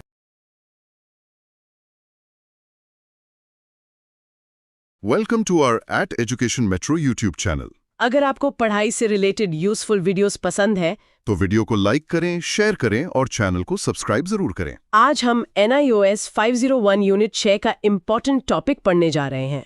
चलिए शुरुआत करते हैं। तो आज का हमारा टॉपिक है सर्व शिक्षा अभियान। जी, जिसे हम आमतौर पर SSA के नाम से जानते हैं। एक बहुत ही महत्वपूर्ण अभियान। बिल्कुल। इस यूनिट में हम SSA के लक्ष्य, उसके अलग अलग उद्देश्य और उसकी फंडिंग कैसे होती थी, ये सब समझेंगे। और शायद ये भी कि आगे चलकर राइट टू एजुकेशन एक्ट यानी RTE के साथ इसका क्या संबंध बना। हाँ, वो भी एक बहुत जरूरी हिस्सा है। तो चलिए बिल्कुल शुरुआत से शुरू करते हैं। SSA का परिचय, इसकी सबसे बुनियादी सोच क्या थी? देखिए, SSA की जो सबसे बुनियादी सोच थी वो ये थी कि शिक्षा में स्थानीय जनता और समुदाय को जोड़ा जाए, मतलब कम्युनिटी पार्टिसिपेशन। एग्जैक्टली। समुदाय का सहयोग ही SSA का आप कह सकते हैं मूल मंत्र था। इसीलिए समुदाय को इसकी रीढ़ की हड्डी या बैकबोन भी कहा गया है। अच्छा, तो इसके 2 मुख्य पहलू थे, जैसा कि नोट्स में लिखा है। जी। एक तरफ तो इसका लक्ष्य था कि 6 से 14 साल के सभी बच्चों को उपयोगी और संगत शिक्षा मिले। और दूसरी तरफ एक बहुत बड़ा उद्देश्य था भेदभाव को खत्म करना। हर तरह का भेदभाव। हाँ, चाहे वो सामाजिक हो या जेंडर बेस्ड यानी लिंग संबंधी हो। यहाँ एक शब्द आया है, उपयोगी और संगत शिक्षा। इसका क्या मतलब है एसएसए के संदर्भ में? ये बहुत अच्छा सवाल है। एसएसए ने साफ कहा कि देखिए, शिक्षा का मतलब सिर्फ रट्टा मारना नहीं है या सिर्फ किताबी ज्ञान ले लेना। बिल्कुल, ये गलत तरीका है। सही तरीका है कि बच्चे अपने प्राकृतिक वातावरण में सीखें। ओके, उनकी जो मानव क्षमताएं हैं उनका विकास हो, स्पिरिचुअल भी और मटेरियल भी, और मूल्य आधारित शिक्षा हो। जैसे एक दूसरे की मदद करना। जी, मतलब शिक्षा ऐसी हो जो बच्चे को उसके माहौल से जोड़े, तोड़े नहीं। उसका मकसद स्वार्थी बनाना नहीं, बल्कि भाईचारा सिखाना है। बहुत साफ तरह से समझाया आपने। अब आते हैं इसके अगले टॉपिक पर, एसएसए के मुख्य लक्ष्य यानी इसके टारगेट्स एंड डेडलाइंस। हाँ, ये याद रखना बहुत जरूरी है। एसएसए ने अपने लिए कुछ समय सीमा तय की थी। पहला लक्ष्य क्या था? पहला लक्ष्य था कि 2003 तक सभी बच्चे स्कूल या शिक्षा गारंटी केंद्र में होने चाहिए, जिसे बाद में 2005 तक बढ़ाया गया। अच्छा। और दूसरा लक्ष्य था कि 2007 तक सभी बच्चे 5 साल की प्राइमरी शिक्षा पूरी कर लें। और 8 साल की शिक्षा के लिए? उसके लिए तीसरा लक्ष्य था कि 2010 तक सभी बच्चे 8 साल की प्रारंभिक शिक्षा पूरी कर लें। तो इन सभी डेडलाइंस का एक बड़ा उद्देश्य था, यूनिवर्सल रिटेंशन। इसका क्या मतलब है? यूनिवर्सल रिटेंशन यानी सार्वत्रिक अवधारणा। इसका सीधा सा मतलब था कि बच्चे स्कूल में आए भी और टिके भी रहें। सिर्फ नाम लिखवाना काफी नहीं है। सही बात है। अब इतने बड़े लक्ष्यों को पूरा करने के लिए कुछ स्ट्रैटेजीज भी बनाई गई होंगी। जी बिल्कुल। मुख्य तौर पर 3 तरह की स्ट्रैटेजीज थीं। पहली क्या थी? पहली थी संस्थागत सुधार यानी इंस्टीट्यूशनल रिफॉर्म्स। इसका मतलब था कि जो शैक्षिक प्रशासन है उसमें सुधार लाया जाए। इसमें कुछ संस्थाओं के नाम आते हैं, जैसे NIEPA, NCTE। हाँ, ये सभी मतलब NIEPA, NCTE, SCRT और SIMAT, इन सबको एक साथ मिलकर काम करने के लिए कहा गया। ठीक है, ये हुई पहली स्ट्रैटेजी। दूसरी थी सतत वित्त पोषण यानी सस्टेनेबल फाइनेंसिंग। जी, इसका मतलब है कि स्कूलों को लगातार फंड और ग्रांट्स मिलती रहे ताकि उनका काम ठीक से चलता रहे। और तीसरी स्ट्रैटेजी? वो थी समुदाय का स्वामित्व या कम्युनिटी ओनरशिप। इसमें विद्यालय प्रबंधन में समुदाय की भागीदारी बढ़ाई गई। और इसके लिए ग्राम शिक्षा समिति या VEC बनाई गई। हाँ, VEC, महिला समूह और पंचायती राज संस्थाओं को इसमें शामिल किया गया। अब आगे बढ़ते हैं प्रबंधन और पारदर्शिता पर, मैनेजमेंट एंड ट्रांसपेरेंसी। ये एसएसए का एक बहुत मुख्य नियम था, पूर्ण पारदर्शिता या फुल ट्रांसपेरेंसी। मतलब हर काम खुले तौर पर हो? बिल्कुल। इसके लिए कुछ खास कदम उठाए गए, जैसे कि हर स्कूल को एक इंफॉर्मेशन बोर्ड लगाना था। अच्छा, उस बोर्ड पर क्या लिखना होता था? उस पर यह लिखना जरूरी था कि स्कूल को कितना अनुदान यानी ग्रांट मिला है और कहाँ खर्च हुआ, ताकि सबको पता चले। जी, और समुदाय भी स्कूल के रिकॉर्ड्स की जांच कर सकता था। इसे कहते हैं कम्युनिटी बेस्ड मॉनिटरिंग। इसके अलावा कुछ प्रायोरिटी ग्रुप्स भी थे। हाँ, लड़कियों की शिक्षा और SC, ST और अल्पसंख्यक बच्चों की शिक्षा पर विशेष ध्यान दिया गया। और शिक्षक के बारे में क्या सोचती? शिक्षक को एक मानव संसाधन या ह्यूमन रिसोर्स के रूप में विकसित करने पर जोर दिया गया। चलिए, अब सबसे जरूरी सवाल पर आते हैं, पैसा। फाइनेंशियल मापदंड या फंडिंग रेशियोज क्या थे? देखिए, एसएसए में केंद्र और राज्य सरकार दोनों पैसा लगाते थे। उनका जो हिस्सा था वो समय के साथ बदला। शुरुआत में क्या था? जब 9th 5-year प्लान था तब केंद्र का हिस्सा 85% और राज्य का 15% था। मतलब 85.15 का रेशियो था। तो ज्यादातर बोझ केंद्र सरकार पर था। हाँ, शुरुआत में। फिर 10th 5-year प्लान में ये 75-25 हो गया। और उसके बाद? और 10th प्लान के बाद ये 50-50 हो गया, यानी बराबर की हिस्सेदारी। अच्छा, इसके अलावा अनुदान या ग्रांट्स की भी बात कर लेते हैं। मिड डे मील का इसमें क्या रोल था? मिड डे मील यानी मध्याह्न भोजन बहुत जरूरी था। इसका फंडिंग मॉडल भी अलग था। कैसे? जो अनाज था उसको स्कूल तक पहुंचाने का खर्च यानी ट्रांसपोर्ट वो केंद्र सरकार देती थी। और भोजन पकाने का खर्च? कुकिंग कॉस्ट राज्य सरकार देती थी। इससे फायदा तो हुआ होगा? बहुत फायदा हुआ। स्कूलों में एनरोलमेंट बढ़ा और बच्चों में कुपोषण यानी मैलन्यूट्रिशन कम हुआ। और स्कूल को अलग से भी ग्रांट्स मिलती थी? जी, 2 तरह की मुख्य ग्रांट्स थीं। एक थी विद्यालय अनुदान या मेंटेनेंस ग्रांट, जो 2000 रुपए थी। और दूसरी थी शिक्षक अनुदान, जिसे TLM ग्रांट भी कहते हैं। ये हर टीचर को 500 रुपए मिलते थे। ताकि वो टीचिंग लर्निंग मटेरियल खरीद सकें। सही। अब बात करते हैं उन बच्चों की जो स्कूल सिस्टम से बाहर थे। उनके लिए नवाचारी शिक्षा का कॉन्सेप्ट लाया गया। हाँ, इनोवेटिव एजुकेशन। इसका मकसद था ऐसे बच्चों को मुख्य धारा यानी मेन स्ट्रीम में लाना। इसके लिए क्या कदम उठाए गए? इसमें 3 मुख्य चरण थे। पहला था ब्रिज कोर्सेज। ये किनके लिए थे? ये उन बच्चों के लिए थे जो कभी स्कूल गए ही नहीं। अच्छा। और दूसरा चरण? दूसरा था बैक टू स्कूल कैंप्स। ये उन बच्चों के लिए थे जिन्होंने पढ़ाई बीच में ही छोड़ दी थी। और तीसरा? तीसरा था मोबाइल टेक्नोलॉजी का इस्तेमाल। टेक्नोलॉजी को एक कैटलिस्ट या उत्प्रेरक के रूप में यूज किया गया ताकि सीखने की प्रक्रिया बेहतर हो। इसी से जुड़ा हुआ अगला टॉपिक है दूरस्थ शिक्षा कार्यक्रम यानी डिस्टेंस एजुकेशन प्रोग्राम। जी। इसकी जिम्मेदारी IGNO को दी गई थी। और इसका उद्देश्य क्या था? इसका उद्देश्य था शिक्षकों और शिक्षा कर्मियों को लगातार ट्रेनिंग देना। इसमें मल्टीमीडिया का भी उपयोग हुआ। हाँ, इसमें मल्टीमीडिया का उपयोग किया गया और इसका फोकस सिर्फ छात्रों पर नहीं बल्कि सामुदायिक शिक्षा पर भी था। अब एक बहुत ही गंभीर विषय पर आते हैं।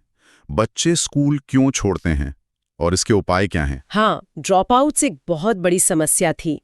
इसके कई कारण थे, जैसे घरेलू काम या छोटे भाई बहनों की देखभाल करना। माता पिता में जागरूकता की कमी भी एक बड़ा कारण था। बिल्कुल। और कभी-कभी शिक्षक का खराब व्यवहार या बार-बार फेल होना भी बच्चों को स्कूल से दूर कर देता है। तो इसके उपाय क्या सुझाए गए?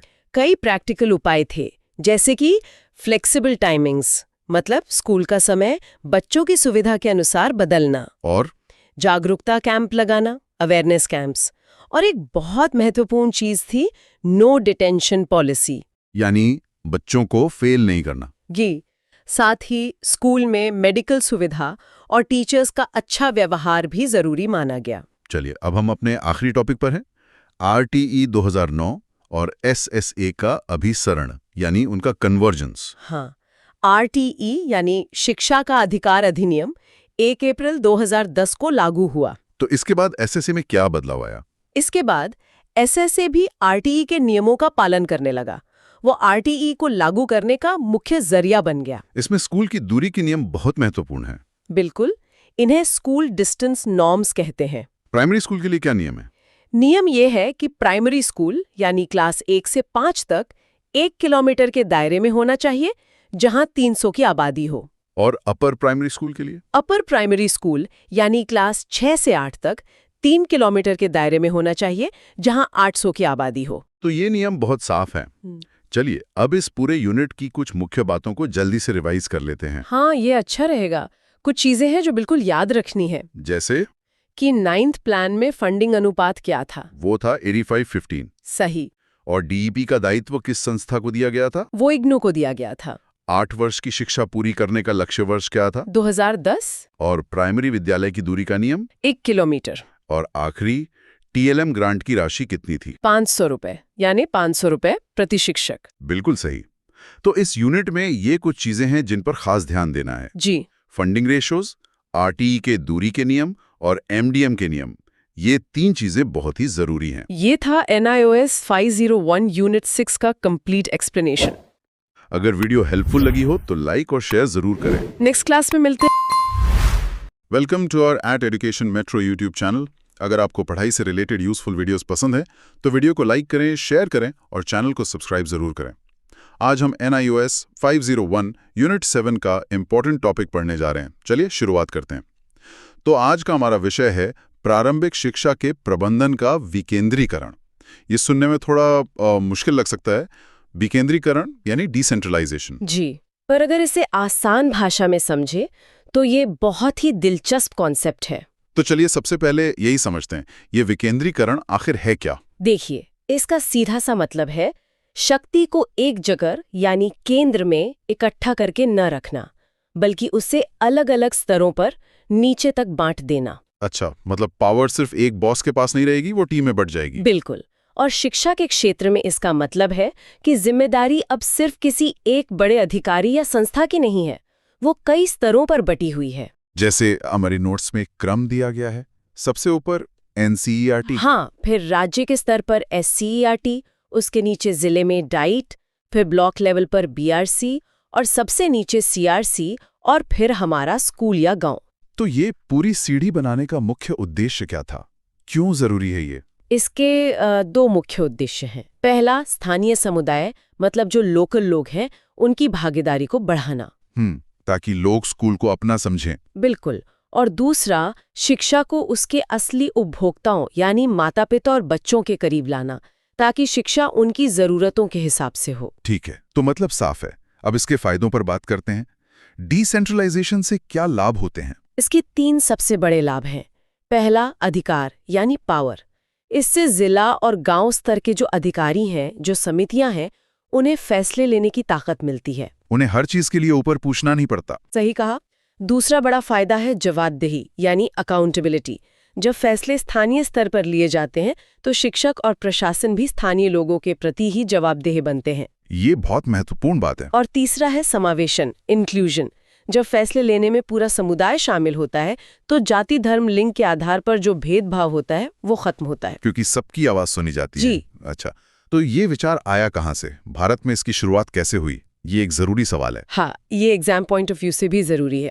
विकेंद्रीकरण का विचार सबसे पहले राष्ट्रीय शिक्षा नीति 1986 यानी NPA 1986 में आया था। ओके, 1986 में। जी। और फिर इसके बाद POA 1992 मतलब प्लान ऑफ एक्शन में इसे लागू करने पर जोर दिया गया।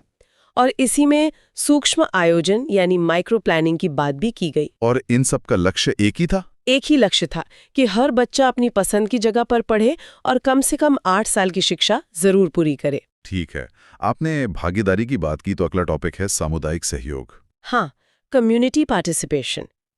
देखिए, कोई भी सरकारी योजना तब तक सफल नहीं हो सकती जब तक स्थानीय लोग उससे न जुड़ें। इसका कोई अच्छा सा उदाहरण है हमारे पास? बिल्कुल। नोट्स में 2 बहुत अच्छे उदाहरण हैं। पहला है ICDS यानी integrated child development services, anganwadi. हाँ, आंगनवाड़ी। ये 0 से 6 साल के बच्चों के लिए है और इसे दुनिया का सबसे सफल प्रोग्राम माना जाता है। और इसकी सफलता का राज? वही सामुदायिक सहयोग, क्योंकि इसमें स्थानीय समुदाय सीधे तौर पर शामिल होता है। इसी तरह ECCE यानी early childhood care and education भी समुदाय की मदद से ही चलता है। समझ गया। मतलब जब लोग किसी चीज को अपना मान लेते हैं तो वो सफल होती है। बिल्कुल। राष्ट्रीय साक्षरता मिशन NLM के साथ भी यही हुआ। जब जिला स्तर पर साक्षरता अभियान में लोगों ने हिस्सा लिया तो साक्षरता दर में बहुत तेजी से बढ़ोतरी हुई। तो जिला स्तर पे इन सब चीजों को कौन मैनेज करता है? कौन सी संस्था है जो ये सब देखती है?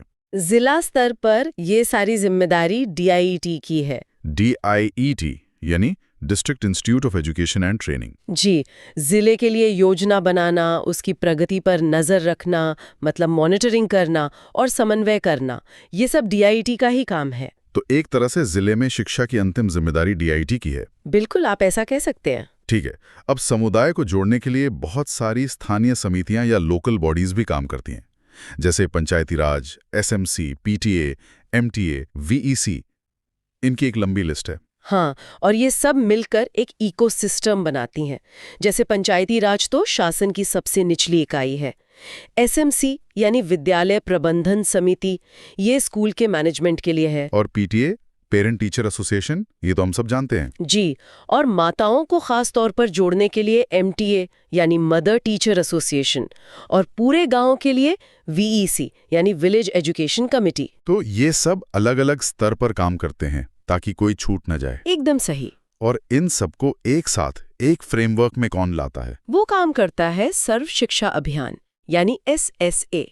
SSA इन सभी योजनाओं को लागू करने के लिए एक ढांचा देता है और इसी के अंदर आता है सूक्ष्म आयोजन, माइक्रो प्लानिंग, जिसकी बात हमने पहले भी की थी।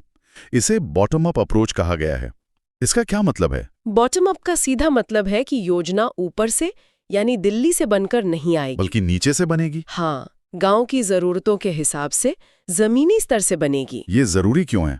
क्योंकि दिल्ली में बैठा कोई अधिकारी ये कैसे जान सकता है कि किसी दूर के गांव में एक बच्चा स्कूल क्यों नहीं आ रहा? सही बात है। ये जानकारी तो सिर्फ स्थानीय लोगों को ही हो सकती है। इसीलिए स्थानीय सहयोग के बिना सही योजना बनाना संभव ही नहीं है। तो इस माइक्रो प्लानिंग के चरण क्या हैं? इसे करते कैसे हैं? इसके मुख्य रूप से 3 चरण हैं। पहला है सशक्तिकरण यानी एम्पावरमेंट, मतलब पहले आप समुदाय को जागरूक करते हैं, उन्हें उनके अधिकारों के बारे में बताते हैं। और ये जागरूकता कैसे फैलाई जाती है?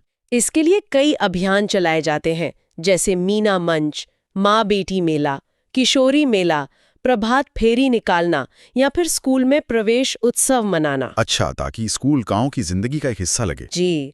दूसरा चरण है भागीदारों की पहचान करना। मतलब ये देखना कि कौन कौन मदद कर सकता है। हाँ, जैसे कोई NGO, कोई रिटायर्ड टीचर या कोई भी पढ़ा लिखा व्यक्ति। और तीसरा चरण? तीसरा है क्षमता निर्माण यानी कैपेसिटी बिल्डिंग।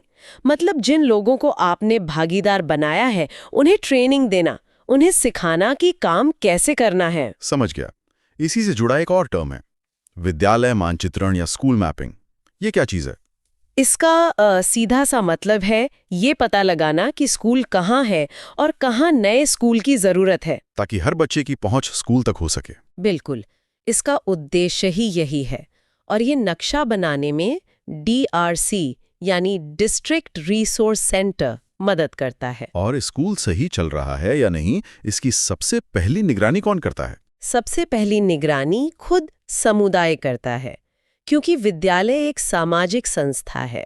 चलिए, अब उस टॉपिक पर आते हैं जो परीक्षा के लिए सबसे जरूरी है, SMC यानी स्कूल मैनेजमेंट कमेटी। जी, RTE एक्ट 2009 के तहत हर सरकारी स्कूल में SMC का होना अनिवार्य है।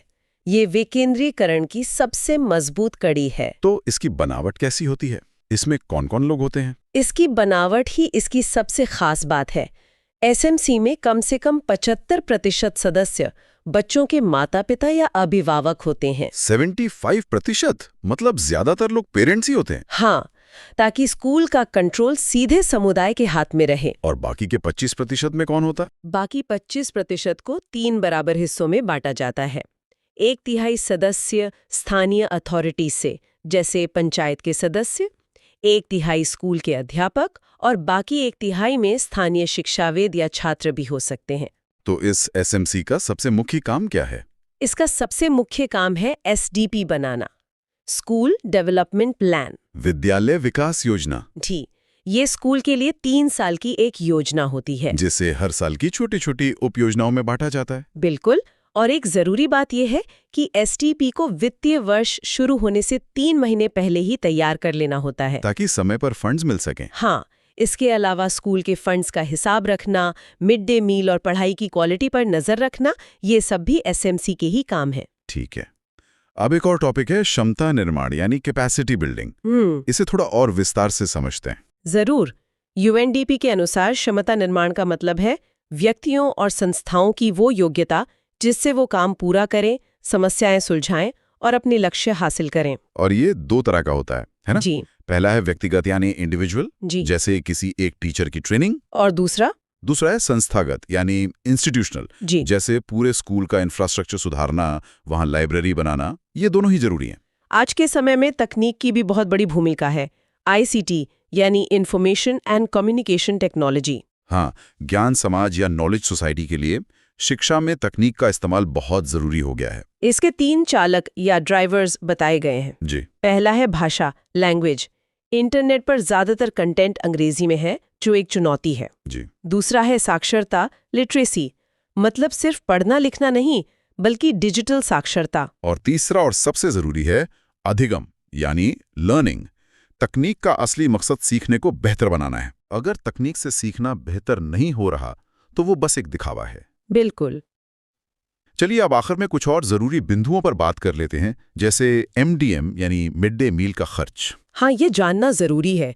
MDM में जो अनाज होता है और उसे स्कूल तक पहुंचाने का खर्च वो केंद्र सरकार देती है। और खाना पकाने की लागत? वो राज्य सरकार देती है, जैसे गैस का खर्च, रसोइये का वेतन वगैरह। और शिक्षा पर जो कुल खर्च होता है उसका केंद्र और राज्य के बीच क्या अनुपात है? ये अनुपात समय समय पर बदला है। पहले ये 85-15 था, फिर 75-25 हुआ और अभी ज्यादातर सामान्य राज्यों में ये 60-40 है। मतलब 100 रुपए के खर्च में 60 केंद्र सरकार देती है और 40 राज्य सरकार। जी बिल्कुल। तो हमने आज विकेंद्रीकरण के पूरे कॉन्सेप्ट को, उसकी संरचना और उसके काम करने के तरीके को समझा। जी, यूनिट 7 के सभी मुख्य बिंदुओं को हमने कवर कर लिया है। ये था iOS 501 यूनिट 7 का कंप्लीट एक्सप्लेनेशन। अगर वीडियो हेल्पफुल लगी हो तो लाइक और शेयर जरूर करें। नेक्स्ट क्लास में मिलते हैं। Welcome to our education metro YouTube channel. अगर आपको पढ़ाई से रिलेटेड यूजफुल वीडियोस पसंद हैं तो वीडियो को लाइक करें, शेयर करें और चैनल को सब्सक्राइब जरूर करें। आज हम NIOS 501 यूनिट 8 का इंपॉर्टेंट टॉपिक पढ़ने जा रहे हैं। चलिए शुरुआत करते हैं। तो आज का हमारा विषय है यूनिट 8, जिसका नाम है प्रारंभिक शिक्षा में शिक्षकों का व्यावसायिक विकास, जी, प्रोफेशनल ग्रोथ ऑफ टीचर्स। बिल्कुल। तो सबसे पहला सवाल यही आता है कि ये व्यावसायिक विकास का मतलब क्या है और इसकी शुरुआत कहाँ से होती है? इसकी शुरुआत होती है प्रारंभिक शिक्षा और पाठ्यचर्या से, मतलब UEE और करिकुलम से। UEE? हाँ, इसका एक ही संकेत है कि हमें पाठ्यचर्या को, मतलब हमारे सिलेबस को बहुत व्यापक बनाना है, ब्रॉड बनाना है। ब्रॉड बनाना है। इसका मतलब सिर्फ किताबें पढ़ाना तो नहीं होगा। नहीं, बिल्कुल नहीं। इसका मतलब है कि हम शिक्षा में अलग अलग संस्कृति को शामिल करें। अच्छा। बच्चों में स्वाभिमान और नैतिक मूल्यों का विकास करें, और सबसे जरूरी उनकी रचनात्मकता, मतलब क्रिएटिविटी को बढ़ावा दें। तो ये सिर्फ किताबी ज्ञान से आगे की बात है। हाँ, इसमें 3 मुख्य विकास के क्षेत्र आते हैं: व्यक्तिगत, सामाजिक और भावनात्मक। व्यक्तिगत, सामाजिक और भावनात्मक, ये तीनों कैसे जुड़े हैं? देखिए, ये तीनों एक संतुलन बनाते हैं। एक भी कमजोर हुआ तो बच्चे का विकास अधूरा रह जाता है। सही बात है। इन्हीं तीनों का बैलेंस एक प्रभावी जीवन बनाता है। अच्छा, तो ये तो हुई बच्चे के विकास की बात, पर इसमें प्रशासन का भी तो कोई रोल होगा, जैसे पंचायती राज का? हाँ, बिल्कुल। पंचायती राज की भूमिका बहुत अहम है। इसका पहला काम है शिक्षा में नौकरशाही यानी ब्यूरोक्रेसी को कम करना, ताकि फैसले जल्दी हों। जी। दूसरा, अध्यापकों को अधिक जिम्मेदार, मतलब अकाउंटेबल बनाना। और तीसरा ये कि फोकस स्थानीय जरूरतों पर हो, मतलब लोकल नीड्स पर। सही है। इसी से जुड़ा एक और शब्द है, विवेचनात्मक अध्ययन या क्रिटिकल पेडागॉजी। ये सुनने में थोड़ा भारी लगता है। हाँ, पर इसका मतलब बहुत सीधा है। इसका लक्ष्य है लोकतंत्र को मजबूत करना और एक समतावादी समाज बनाना। और इसमें शिक्षक का क्या काम है? शिक्षक का काम है बच्चों को जीवन बेहतर बनाने के उपकरण देना। उन्हें क्या सोचना है ये नहीं, बल्कि कैसे सोचना है ये सिखाना। अच्छा, और इसकी एक प्रक्रिया भी बताई गई है? जी, इसमें 4 चरण हैं। पहला है अनलर्निंग, मतलब पुरानी गलत धारणाओं को छोड़ना। ठीक है। फिर है रीलर्निंग, मतलब दोबारा से सही चीज सीखना। फिर उस पर चिंतन करना, और आखिर में मूल्यांकन। अनलर्निंग, रीलर्निंग, चिंतन और मूल्यांकन, ये एक पूरा साइकिल है। बिल्कुल। आगे बढ़ते हैं। पर्यावरण और शांति शिक्षा पर NEP 1986 ने पर्यावरण को पाठ्यचर्या का हिस्सा बनाया था, है ना? हाँ, ये एक बहुत बड़ा कदम था। इसका उद्देश्य है बच्चों में प्राकृतिक पर्यावरण के प्रति जागरूकता लाना। और यहाँ एक बहुत अच्छी बात कही गई है कि बच्चे सिर्फ दर्शक न बने, बल्कि प्रबंधक बने, मैनेजर बने। वो ये महसूस करें कि इस पर्यावरण को बचाने की जिम्मेदारी उनकी है। सही बात है। और शांति शिक्षा का क्या मतलब है? क्या सिर्फ लड़ाई झगड़ा ना करना? नहीं, इसका अर्थ बहुत गहरा है। शांति का असली अर्थ है बच्चे के व्यक्तित्व का सही विकास। अच्छा। इसमें जो सबसे जरूरी मूल्य है वो है आदर व सम्मान। मतलब धर्म, जाति या लिंग के भेदभाव के बिना सभी का सम्मान करना। तो ये सारी बातें बहुत अच्छी हैं, पर इनको लागू कैसे किया जाए? यहाँ शायद NCF 2005 का रोल आता है। आपने बिल्कुल सही पकड़ा। नेशनल करिकुलम फ्रेमवर्क 2005 यानी NCF 2005 के 5 मुख्य सिद्धांत हैं। 5 सिद्धांत? हाँ। पहला है ज्ञान को स्कूल के बाहरी जीवन से जोड़ना। ठीक है। दूसरा, पढ़ाई को रटने की प्रणाली से मुक्त करना, रोट लर्निंग से मुक्ति। ये तो सबसे बड़ा चैलेंज है हमारे सिस्टम का। है, बिल्कुल है। तीसरा सिद्धांत है कि पाठ्यचर्या सिर्फ पाठ्य पुस्तक तक सीमित न रहे, उससे आगे जाए। और बाकी दो? चौथा है कि परीक्षा को ज्यादा लचीला बनाया जाए। और पांचवा कि बच्चों का सर्वांगीण विकास हो, सिर्फ किताबी ज्ञान नहीं। और NCF 2005 में शिक्षक की भूमिका को क्या कहा गया है? शिक्षक की भूमिका एक सुविधादाता की है। फैसिलिटेटर। सुविधादाता मतलब जो सीखने में मदद करे। जी, जो रास्ता दिखाए, न कि सिर्फ जवाब बताए। अच्छा, NCF 2005 में शिक्षक के लिए कुछ सवाल भी दिए गए हैं ना? हाँ, 4 मूल प्रश्न हैं जो हर शिक्षक को खुद से पूछने चाहिए। वो क्या है? पहला, शैक्षिक प्रयोजन क्या है, मतलब गोल्स क्या हैं। ठीक है। दूसरा, इन लक्ष्यों के लिए कौन से शैक्षिक अनुभव दिए जाएं, मतलब एक्टिविटीज क्या होंगी। फिर तीसरा, इन अनुभवों को व्यवस्थित कैसे करें, ऑर्गेनाइजेशन। और आखिरी, चौथा, मूल्यांकन कैसे करें, मतलब हमें कैसे पता चलेगा कि लक्ष्य प्राप्त हुए। बहुत बढ़िया। अब जैसे बच्चों के लिए एनसीएफ है, वैसे ही शिक्षकों की ट्रेनिंग के लिए भी कुछ होगा। जी, उसके लिए है NCFT, national curriculum framework for teacher education. NCFT. इसका जो मुख्य दस्तावेज है उसका नाम है विकासशील भारतीय समाज। अच्छा। और इसका उद्देश्य है शिक्षकों को हमारे समाज की जो असलियत है, जो रियलिटी है, उससे जोड़ना। तो इसकी संरचना कैसी है। ये एक पिरामिड मॉडल पर आधारित है। Pyramid model. हाँ, सबसे ऊपर है सिद्धांत यानी थ्योरी, बीच में है शिक्षण शास्त्र यानी पेडागॉजी, और सबसे नीचे है प्रायोगिक कार्य यानी प्रैक्टिकल या इंटर्नशिप। थियोरी, पेडागॉजी और प्रैक्टिकल, समझ गया। अब बात करते हैं अध्यापक प्रशिक्षण की। ये दो तरह का होता है ना, सेवा पूर्व और सेवाकालीन। जी, प्री सर्विस और इन सर्विस। प्री सर्विस मतलब नौकरी से पहले की ट्रेनिंग। हाँ, जैसे डाइट, बीएड, डीएलएड, ये सब। प्राइमरी के लिए योग्यता है 12th पास और 2 साल का डिप्लोमा। और सेवाकालीन यानी इन सर्विस, वो नौकरी के दौरान अपनी स्किल्स को अपडेट करने के लिए होती है। अच्छा, जैसे पीएमएस था। बिल्कुल, पीएमएसटी 1986 से 90 तक चला था, एनईपी 1986 के तहत। और एसओपीटी भी था। हाँ, एसओपीटी यानी special orientation for primary teachers. ठीक है। अब एक बहुत जरूरी विषय आता है, विशेष आवश्यकता वाले बच्चे। CWSN, children with special needs, जी। दिव्यांग बच्चे। इन बच्चों के शिक्षकों की ट्रेनिंग आरसीआई द्वारा मान्यता प्राप्त होनी चाहिए। RCI मतलब? Rehabilitation council of India. ये भारत में इस क्षेत्र को रेगुलेट करती है। और इसमें शिक्षक की भूमिका क्या होती है? शिक्षक को बच्चों की ऐतिहासिक और सामाजिक पृष्ठभूमि को समझना होता है। और सबसे जरूरी है समावेशी शिक्षा यानी इंक्लूसिव एजुकेशन का पालन करना, मतलब सभी बच्चों को एक साथ एक ही क्लास में पढ़ाना। सही बात है। अब आते हैं मूल्यांकन पर। मार्क्स और ग्रेडिंग की जो बहस है, हाँ, ये बहुत पुरानी बहस है। देखिए, मूल्यांकन का उद्देश्य सुधार करना है, किसी पर कोई ठप्पा लगाना नहीं। लेकिन मार्क्स तो यही करते हैं। बिल्कुल। मार्क्स से बच्चों में एक अस्वस्थ प्रतिस्पर्धा पैदा होती है, सामाजिक दबाव बनता है। और ग्रेडिंग? ग्रेडिंग समानता की भावना को बढ़ावा देती है और सीखने को स्ट्रेस फ्री बनाती है। जैसे 90% और 95% दोनों ए ग्रेड हो सकते हैं। एग्जैक्टली। इससे फोकस सीखने पर रहता है, नंबरों की दौड़ पर नहीं। अच्छा, क्या मूल्यांकन के प्रकार भी होते हैं? हाँ, ये आंतरिक और बाह्य मतलब इंटरनल और एक्सटर्नल दोनों होता है।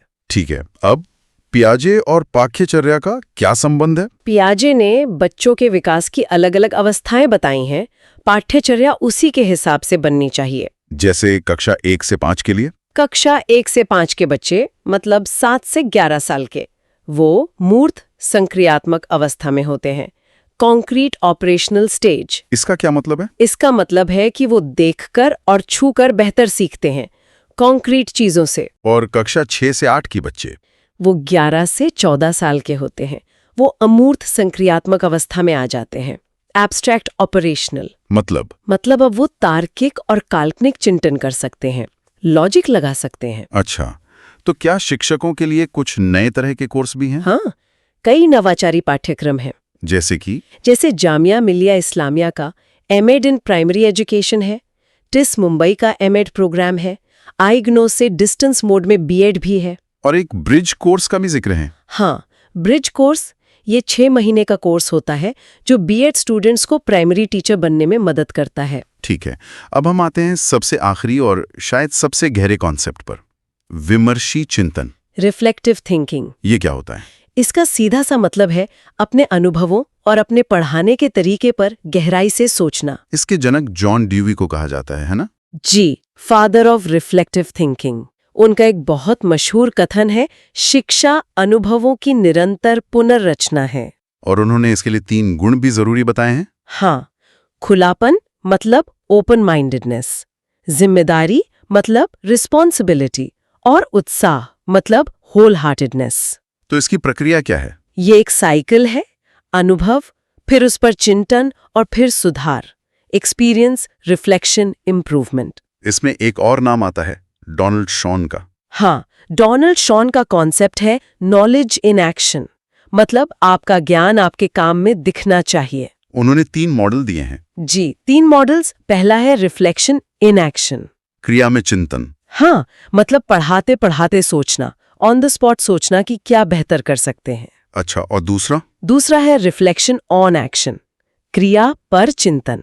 मतलब पढ़ाने के बाद सोचना कि क्लास कैसी रही, क्या अच्छा हुआ क्या नहीं। और तीसरा है? रिफ्लेक्शन फॉर एक्शन, क्रिया के लिए चिंतन, मतलब अगली क्लास के लिए प्लान करना, पिछले अनुभव से सीखकर। In action, on action, for action. बहुत ही प्रैक्टिकल है ये तो। बिल्कुल, यही एक साधारण टीचर और एक बेहतरीन टीचर के बीच का फर्क है। तो चलिए एक बार जल्दी से दोहरा लेते हैं। जी, पीएमओस्ट कब आया था? 1986 में। विशेष शिक्षा का रेगुलेटर कौन है? RCI, नॉलेज इन एक्शन किसका कॉन्सेप्ट है? डोनाल्ड शॉन का। और कक्षा 1 से 5 के बच्चे पियाजे की किस स्टेज में हैं? कॉन्क्रीट यानी मूर्त संक्रियात्मक। एनसीएफ 2005 में शिक्षक की भूमिका।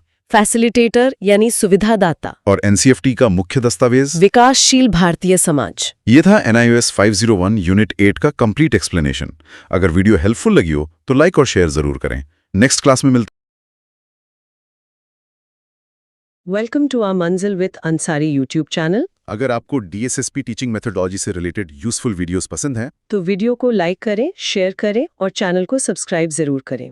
आज हम NIOS 501 यूनिट 9 का इंपॉर्टेंट टॉपिक पढ़ने जा रहे हैं। चलिए शुरुआत करते हैं। तो आज का हमारा यूनिट है NIOS 501 यूनिट 9, सुविधा वंचित समूहों की शिक्षा। जी, ये यूनिट सुनने में छोटी लगती है, लेकिन मुझे लगता है परीक्षा के लिए बहुत महत्वपूर्ण होगी। बिल्कुल, ये बहुत ही स्कोरिंग यूनिट है। इसमें हम मुख्य रूप से परिभाषाओं, योजनाओं और जो संवैधानिक अनुच्छेद हैं उन पर ध्यान देंगे। तो चलिए शुरुआत करते हैं संवैधानिक प्रावधानों से। नोट्स में सबसे पहले SC और ST समुदायों का जिक्र है। हाँ, और इसके लिए जो सबसे महत्वपूर्ण अनुच्छेद है वो है अनुच्छेद 46, मतलब आर्टिकल 46। आर्टिकल 46, इसका मुख्य विषय क्या है? इसका विषय है SC और ST के शैक्षिक और आर्थिक हितों को बढ़ावा देना। अच्छा, शैक्षिक और आर्थिक दोनों? जी, दोनों। और ये जिम्मेदारी राज्य सरकार की होती है। इसका जो मूल उद्देश्य है वो है इन समुदायों को सामाजिक अन्याय और हर तरह के शोषण से बचाना। ठीक है, तो ये तो हुआ कानूनी आधार। अब इसे लागू करने के लिए खास तौर पर ST बच्चों की शिक्षा के लिए क्या रणनीतियां हैं? देखिए, इसके लिए कुछ बहुत ही व्यवहारिक रणनीतियां हैं। पहली और सबसे जरूरी है मातृभाषा। मातृभाषा? हाँ, मतलब प्राथमिक वर्षों में जो शुरुआती कक्षाएं हैं उनमें पाठ्यपुस्तकें बच्चों की अपनी भाषा में होनी चाहिए, ताकि उन्हें चीजें आसानी से समझ आएं। बिल्कुल। लेकिन साथ ही एक दूसरी रणनीति भी है जिसे हम द्विभाषीय या बायलिंगुअल कहते हैं। मतलब सिर्फ अपनी भाषा ही नहीं? नहीं, बच्चों को धीरे धीरे जो मानक क्षेत्रीय भाषा है, जो रीजनल लैंग्वेज है, वो भी सिखानी चाहिए। अच्छा, और शिक्षकों के बारे में क्या? शिक्षकों के लिए भी एक बहुत अच्छी रणनीति है कि स्थानीय अध्यापकों की भर्ती की जाए। इससे क्या फायदा होगा? फायदा ये होगा कि वो शिक्षक बच्चे की संस्कृति और भाषा को पहले से समझते हैं, एक जुड़ाव महसूस होता है। सही बात है। और इंफ्रास्ट्रक्चर के लिए आदिवासी क्षेत्रों में आंगनवाड़ी और बालवाड़ी की स्थापना करना बहुत जरूरी माना गया है, ताकि शिक्षा की नींव बचपन से ही पड़ सके। जी। अब इसी से जुड़ा एक बहुत महत्वपूर्ण कदम है आश्रम विद्यालय। आश्रम विद्यालय ये क्या होते हैं? ये आवासीय विद्यालय हैं, मतलब रेजिडेंशियल स्कूल्स, जहाँ बच्चे वही रहकर पढ़ते हैं। हाँ, ये एक तरह से गुरुकुल प्रणाली पर आधारित होते हैं। और इनका लक्ष्य क्या है? इनका लक्ष्य है उपेक्षित जनजातीय वर्ग के बच्चों को गुणवत्तापूर्ण शिक्षा देना, एक सुरक्षित माहौल में। इन विद्यालयों में किसी विषय पर खास ध्यान दिया जाता है? जी, इनमें विज्ञान और गणित, मतलब साइंस और मैथ पर विशेष ध्यान दिया जाता है। अच्छा। इनके 3 मुख्य स्तंभ माने जाते हैं। पहला क्षमता विकास यानी कॉम्पिटेंसी डेवलपमेंट, दूसरा है अध्यापक प्रशिक्षण, टीचर ट्रेनिंग, और तीसरा है अंतःक्रिया यानी इंटरैक्शन। ठीक है, तो ये बात हुई SSE शिक्षा की। अब हम एक और बहुत जरूरी समूह पर आते हैं, CWSN। CWSN यानी चिल्ड्रन विद स्पेशल नीड्स, विशेष आवश्यकता वाले बच्चे। इनके लिए सबसे महत्वपूर्ण नीति कौन सी है? इनके लिए एक बहुत ही शक्तिशाली नीति है zero rejection policy. Zero rejection policy मतलब शून्य अस्वीकार नीति। इसका सीधा सा अर्थ है कि कोई भी सामान्य स्कूल किसी भी बच्चे को उसकी विकलांगता के आधार पर एडमिशन देने से मना नहीं कर सकता। सही। अब इसी से जुड़े कुछ कानूनों की बात करते हैं। विकलांगता अधिनियम। हाँ, यहाँ से प्रश्न अक्सर बनते हैं। पहला था PWD एक्ट 1995। इसमें कितनी तरह की विकलांगताओं को मान्यता दी गई थी? इसके तहत कुल 7 प्रकार की विकलांगताओं को मान्यता मिली थी। और फिर इसमें बदलाव हुआ? जी, फिर आया RPWD एक्ट 2016। ये एक तरह का अपडेट था।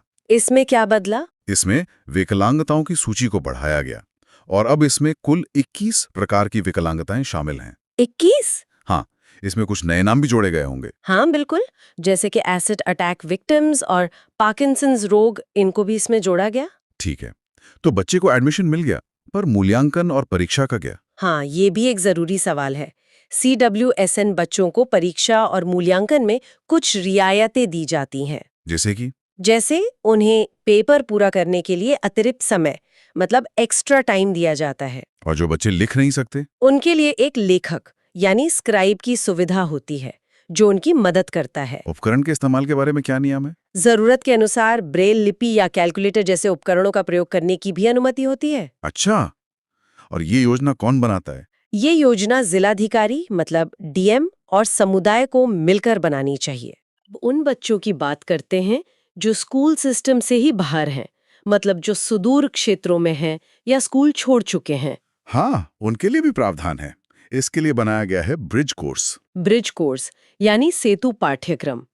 इसका उद्देश्य क्या है? इसका उद्देश्य है जो बच्चे स्कूल छोड़ चुके हैं, उनके लर्निंग गैप को भरना, ताकि उन्हें सही कक्षा में प्रवेश मिल सके। बिल्कुल, ताकि उन्हें उनकी उम्र के अनुसार सही कक्षा में एडमिशन दिया जा सके। इसका कोई उदाहरण दे सकते हैं? जरूर।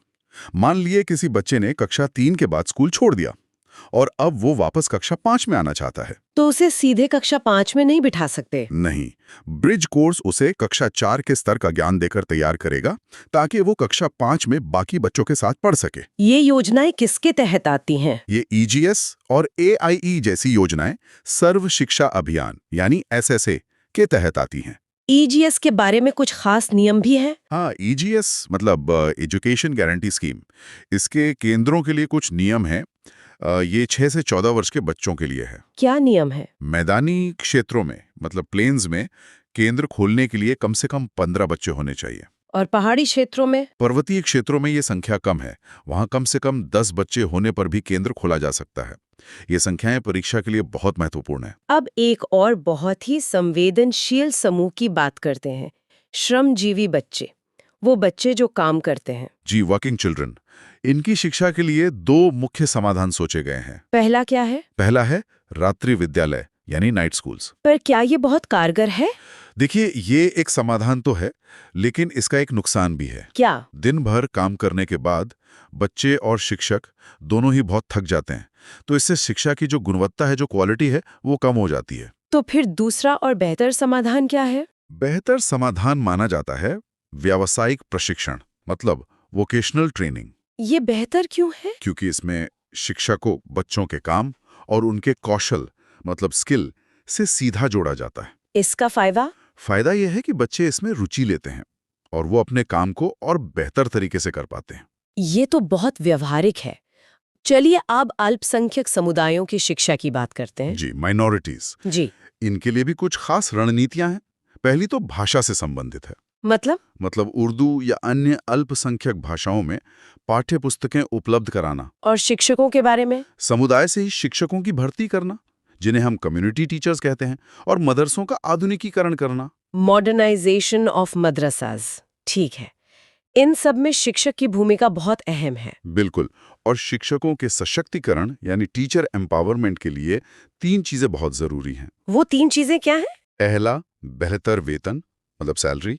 दूसरा, अच्छा बुनियादी ढांचा मतलब इंफ्रास्ट्रक्चर। और तीसरा जो शायद सबसे जरूरी है, वो है स्वायत्तता, ऑटोनोमी, काम करने की आजादी। अब एक बहुत ही महत्वपूर्ण कॉन्सेप्ट पर आते हैं, समावेशी शिक्षा, इंक्लूसिव एजुकेशन। हाँ, और इसका जो मूल सिद्धांत है उसे हमेशा याद रखना चाहिए। क्या है वो सिद्धांत? सिद्धांत है सिस्टम को बच्चे के अनुसार बदलना है, ना कि बच्चे को सिस्टम के अनुसार। ये बहुत गहरी बात है। जी, मतलब हमें अपने स्कूलों को ऐसा बनाना है कि हर तरह का बच्चा वहां आराम से पढ़ सके। इसी से जुड़ा एक वक्तव्य भी है, द सैलामैंका स्टेटमेंट। बिल्कुल, ये 1994 में यूनेस्को द्वारा दिया गया था। इसका मुख्य विचार क्या था? इसका मुख्य विचार था कि सभी बच्चों को, चाहे उनमें कोई भी भिन्नता हो, सामान्य विद्यालयों में ही प्रवेश मिलना चाहिए।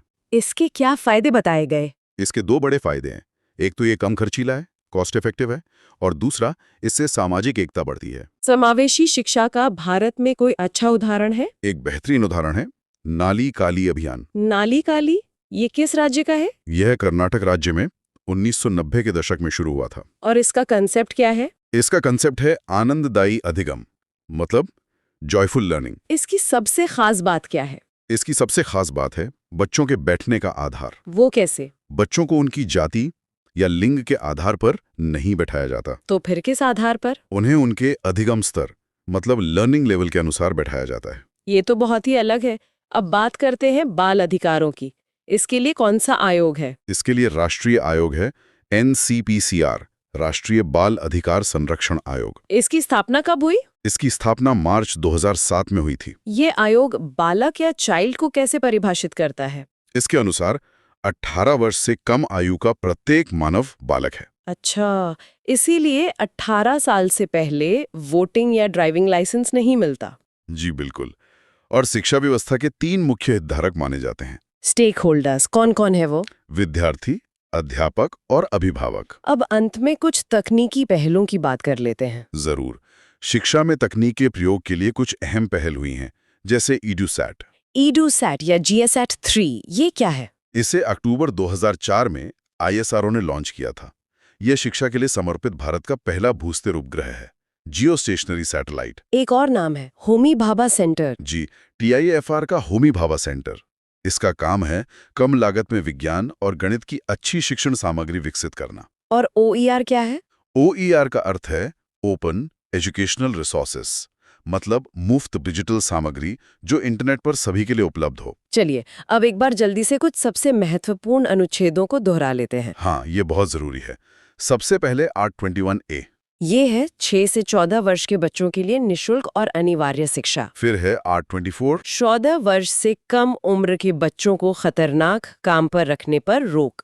इसके बाद 845। 6 वर्ष से कम उम्र के बच्चों की देखभाल और शिक्षा यानी ECCE। और 846 जिसकी हमने शुरू में बात की थी। SC/ST के शैक्षिक और आर्थिक हितों को बढ़ावा देना। और एक और है 839। बच्चों को गरिमा यानी डिग्निटी के साथ विकास का अवसर देना। बहुत बढ़िया।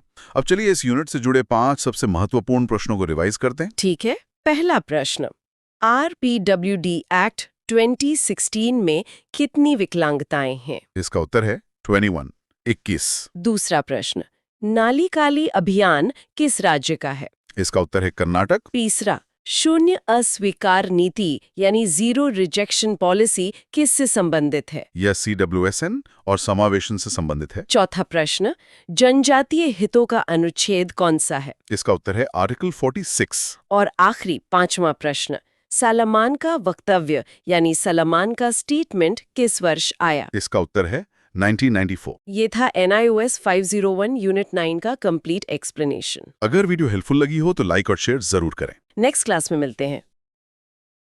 वेलकम टू अ मंजिल विद अंसारी यूट्यूब चैनल। अगर आपको DSSB टीचिंग मेथोडोलॉजी से रिलेटेड यूजफुल वीडियोस पसंद हैं, तो वीडियो को लाइक करें, शेयर करें और चैनल को सब्सक्राइब जरूर करें। आज हम NIOS 501 यूनिट 10 का इम्पोर्टेंट टॉपिक पढ़ने जा रहे हैं। चलिए शुरुआत करते हैं। तो आज का हमारा टॉपिक है यूनिट 10, प्रारंभिक शिक्षा का सार्वभौमीकरण, इंटरनेशनल सिनेरियो। यानी एलिमेंट्री एजुकेशन को पूरी दुनिया के हर बच्चे तक पहुंचाना। इस यूनिट में हम यही समझेंगे। बिल्कुल, कि इस लक्ष्य को पाने के लिए पूरी दुनिया में क्या-क्या कदम उठाए गए। तो शुरुआत करते हैं इसके कॉन्स्टिट्यूशनल कॉन्टेक्स्ट से, यानी हमारे संविधान से। हाँ, पहले अपने देश की बात करते हैं। इसमें 2 आर्टिकल्स बहुत जरूरी हैं, आर्टिकल 45 और आर्टिकल 21A। सही। पहले आर्टिकल 45 की बात करते हैं। पहले इसमें 6 से 14 साल के बच्चों की शिक्षा की बात थी। राइट, लेकिन अब इसमें एक बहुत बड़ा बदलाव आ गया है ना? हाँ बिल्कुल, अब इसका फोकस पूरी तरह से बदल गया है। अब ये ECCE पर ध्यान देता है। ECC यानी early childhood care and education. एकदम।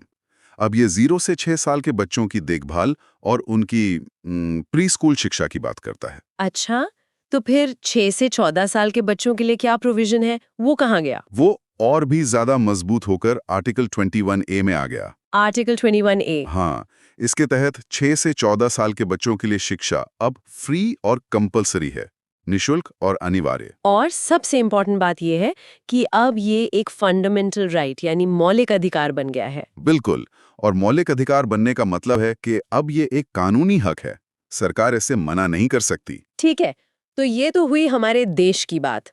अब आते हैं इंटरनेशनल सिनेरियो पर। देखिए, उस समय दुनिया मोटा-मोटी दो तरह के देशों में बटी हुई थी। डेवलप्ड और डेवलपिंग, विकसित और विकासशील देश। सही। जो विकसित देश थे, वहां तो लिटरेसी मतलब साक्षरता काफी हाई थी। लेकिन समस्या विकासशील देशों में थी। हाँ, जैसे कि भारत, पाकिस्तान, बांग्लादेश, नेपाल, इन देशों में लिटरेसी बहुत कम थी। यहाँ शिक्षा का स्तर अच्छा नहीं था। और इसमें मदद करने के लिए फिर कुछ इंटरनेशनल संस्थाएं आगे आईं। बिल्कुल, जैसे कि यूनेस्को और वर्ल्ड बैंक। इनकी भूमिका बहुत अहम रही है। तो इसी संदर्भ में एक बहुत ही महत्वपूर्ण सम्मेलन हुआ था, जोमटियन कॉन्फ्रेंस। हाँ, ये एक मील का पत्थर था। ये 1990 में थाईलैंड के जोमटियन शहर में हुआ था। और इसमें काफी देशों ने हिस्सा लिया था, शायद 155 देशों ने। राइट, 155 देश एक साथ आए थे। और इसकी जो मुख्य थीम थी, वो थी एजुकेशन फॉर ऑल। सभी के लिए शिक्षा। हाँ, इस सम्मेलन में पहली बार इतने बड़े पैमाने पर यह माना गया कि शिक्षा हर इंसान का एक मौलिक अधिकार है। तो इस सम्मेलन में कुछ खास लक्ष्य भी तय किए गए होंगे? हाँ, इसमें 3 मुख्य बिंदु थे जिन पर सबसे ज्यादा जोर दिया गया। क्या थे वो? पहला था बेसिक लर्निंग नीड्स, मतलब बच्चों को सिर्फ स्कूल में दाखिल नहीं करना है, अच्छा। उन्हें सीखने के लिए जरूरी टूल्स और कंटेंट भी देना है, हाँ, ताकि वो आगे के लिए तैयार हो सकें। ठीक है। और दूसरा बिंदु? दूसरा था इक्विटी, यानी निष्पक्षता। इसका मतलब था कि शिक्षा तक सबकी पहुंच हो। खासकर उनकी जो पीछे छूट जाते हैं, जैसे महिलाएं और गरीब वर्ग। बिल्कुल, कोई भेदभाव नहीं होना चाहिए, नो डिस्क्रिमिनेशन, ये इसकी आत्मा थी। और तीसरा बिंदु? तीसरा था पार्टिसिपेशन, यानी भागीदारी। इसका क्या मतलब था? इसका मतलब था कि ये काम सिर्फ सरकारों का नहीं है। इस लक्ष्य को पूरा करने के लिए सरकार, प्राइवेट संस्थाएं और एनजीओज सबको मिलकर काम करना होगा। ठीक है, तो जोमटियन कॉन्फ्रेंस के बाद एक और इम्पोर्टेंट ग्रुप का जिक्र आता है, E9 देश। ये क्या थे? E9 मतलब एजुकेशन फॉर 9। ये दुनिया के 9 सबसे ज्यादा जनसंख्या वाले देश थे। अच्छा, सबसे ज्यादा पॉपुलेशन वाले 9 देश। हाँ, और इनका महत्व इसलिए था क्योंकि दुनिया की 50% से ज्यादा आबादी इन्हीं 9 देशों में रहती है। तो लॉजिक ये था कि अगर इन 9 देशों में सुधार हो गया तो दुनिया की आधी समस्या हल हो जाएगी। एकदम सही। इन देशों के नाम थे Bharat, Bangladesh, Brazil, China. Egypt, Indonesia, Mexico, Nigeria और पाकिस्तान। बिल्कुल, और इन्हीं E9 देशों का एक सम्मेलन 1993 में न्यू दिल्ली में हुआ। अच्छा, दिल्ली समिट। इसमें क्या खास निष्कर्ष निकले? इसमें 4 चीजों पर फोकस किया गया। पहला था ECEC, यानी प्री स्कूल शिक्षा का विस्तार करना। ठीक है। दूसरा क्वालिटी, यानी प्राथमिक शिक्षा की गुणवत्ता को बेहतर बनाना। सिर्फ बच्चों को स्कूल लाना काफी नहीं है। सही। तीसरा था गर्ल्स एजुकेशन, लड़कियों की शिक्षा पर विशेष ध्यान देना। और चौथा? चौथा था मैनेजमेंट का डिसेंट्रलाइजेशन, प्रबंधन का विकेंद्रीकरण करना। यानी फैसले स्थानीय स्तर पर लिए जाएं। हाँ, ताकि जमीनी हकीकत के हिसाब से काम हो सके। अब हमने शुरू में बात की थी कि विकासशील देशों में कुछ बड़ी समस्याएं थी, उनके बारे में थोड़ा बताइए। देखिए, एक आंकड़ा है कि दुनिया के 98% निरक्षर लोग, मतलब इलिटरेट्स, विकासशील देशों में ही रहते थे। 98%, ये तो बहुत बड़ा नंबर है। हाँ, और इसकी वजह साफ थी। सबसे पहली समस्या थी बजट की, यानी पैसों की कमी। ठीक है। दूसरी समस्या थी टीचर्स की, अच्छे और ट्रेन्ड टीचर्स का अभाव था। और तीसरी समस्या इंफ्रास्ट्रक्चर की, स्कूल की बिल्डिंग, क्लासरूम्स, बेसिक सुविधाएं। बिल्कुल, इन सब की हालत खराब थी। तो इन समस्याओं से निपटने के लिए कुछ इंटरनेशनल एजेंसीज ने भी काम किया। चलिए उनकी बात करते हैं। सबसे पहले यूनेस्को। यूनेस्को का पूरा नाम है United Nations Educational, Scientific and Cultural Organization. इसकी स्थापना 1945 में लंदन में हुई थी। हाँ, और इसका हेडक्वार्टर्स पेरिस, फ्रांस में है। इसका मुख्य ध्येय शिक्षा के माध्यम से शांति को बढ़ावा देना है। अच्छा, तो ये एजुकेशन को आर्थिक विकास से जोड़ती है। सही। और जोमटियन सम्मेलन का आयोजन भी यूनेस्को ने ही किया था। ठीक है। अगली संस्था है यूनिसेफ। यूनिसेफ, यानी United Nations International Children's Emergency Fund. इसका फोकस पूरी तरह से बच्चों और बाल अधिकारों पर है। Children and child rights. हाँ, इसका सिद्धांत है इक्वालिटी और नो डिस्क्रिमिनेशन, यानी समानता और बिना किसी भेदभाव के काम करना। तो जहां यूनेस्को पॉलिसी पर काम करती है, यूनिसेफ जमीन पर काम करती है। एक तरह से हाँ। अगला नाम है वर्ल्ड बैंक का। वर्ल्ड बैंक का काम है विकासशील देशों को शिक्षा के लिए लोन देना। तो ये फाइनेंशियल हेल्प प्रोवाइड करता है। हाँ, लोन देता है और ये क्वालिटी पर भी ध्यान देता है और स्कूल बिल्डिंग यानी इंफ्रास्ट्रक्चर में भी मदद करता है। इसका लक्ष्य गरीबी कम करने के लिए शिक्षा में निवेश करना है। ठीक है। इसके अलावा 2 और एजेंसीज का जिक्र है, DFID और सीडा। हाँ, DFID जो है वो यूके यानी यूनाइटेड किंगडम सरकार का डिपार्टमेंट है, डिपार्टमेंट फॉर इंटरनेशनल डेवलपमेंट। और इसका मिशन? इसका मिशन है अत्यधिक गरीबी को कम करना और सस्टेनेबल डेवलपमेंट को बढ़ावा देना। ठीक है। और सीडा? सीडा यानी Swedish International development corporation agency, ये स्वीडन की एजेंसी है। इसने भारत में भी काफी काम किया है ना? हाँ, इसने 1964 से ही भारत की मदद शुरू की थी और इसका खास फोकस लड़कियों की शिक्षा पर था। राजस्थान में शिक्षाकर्मी और लोक जुम्बिश प्रोजेक्ट्स का जिक्र आता है। हाँ, ये सीडा के सपोर्ट से ही चले थे। ये बहुत ही कह सकते हैं इनोवेटिव प्रोजेक्ट्स थे। इनका उद्देश्य ग्रामीण इलाकों में शिक्षा पहुंचाना और टीचर्स की अटेंडेंस सुनिश्चित करना था। अच्छा, तो जॉमटियन के 10 साल बाद 2000 में एक और सम्मेलन हुआ, डाकार में। हाँ, डाकार फ्रेमवर्क, ये 2000 में सेनेगल के दाकार शहर में हुआ था। इसका नाम था वर्ल्ड एजुकेशन फोरम। इसमें क्या नया था? इसमें जॉमटियन के जो लक्ष्य थे उन्हें फिर से दोहराया गया, लेकिन इस बार एक नया टारगेट सेट किया गया। एक डेडलाइन? बिल्कुल। नया लक्ष्य था कि 2015 तक सभी के लिए शिक्षा का टारगेट हासिल करना है। अच्छा, अब इस पूरी चर्चा के बीच एक और कमीशन का जिक्र बहुत जरूरी है, डिलॉर्स कमीशन। हाँ, ये 1996 में बना था। यूनेस्को ने इसे गठित किया था और इसके चेयरमैन थे जाक्स डेलोर्स। और इस कमीशन ने एक बहुत ही मशहूर रिपोर्ट दी थी। सही। रिपोर्ट का नाम था learning the treasure with in, मतलब सीखना, आंतरिक खजाना। इस रिपोर्ट की सबसे खास बात क्या थी? इसकी सबसे बड़ी और सबसे महत्वपूर्ण सिफारिश थी शिक्षा के 4 स्तंभ या the 4 pillars of education. The 4 pillars? चलिए इन्हें एक एक करके समझते हैं।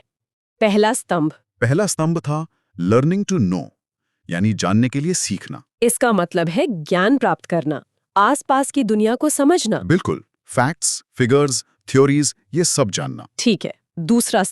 दूसरा था लर्निंग टू डू, करने के लिए सीखना, यानी जो ज्ञान है उसे प्रैक्टिकल लाइफ में इस्तेमाल करना, स्किल्स डेवलप करना। एकदम, ये कौशल विकास पर जोर देता है। तीसरा स्तंभ, जो मुझे लगता है आज बहुत रेलेवेंट है, लर्निंग टू लिव टुगेदर। बिल्कुल, साथ रहने के लिए सीखना। इसका मतलब है कि शिक्षा ऐसी हो जो बच्चों को शांति और समझ के साथ रहना सिखाए, दूसरे कल्चर, दूसरे लोगों की इज्जत करना सिखाए। हाँ, ये सबसे जरूरी है। और चौथा स्तंभ, लर्निंग टू बी, यानी बनने के लिए सीखना। ये थोड़ा एब्स्ट्रैक्ट लगता है। हाँ, इसका मतलब है व्यक्तित्व का पूर्ण विकास करना।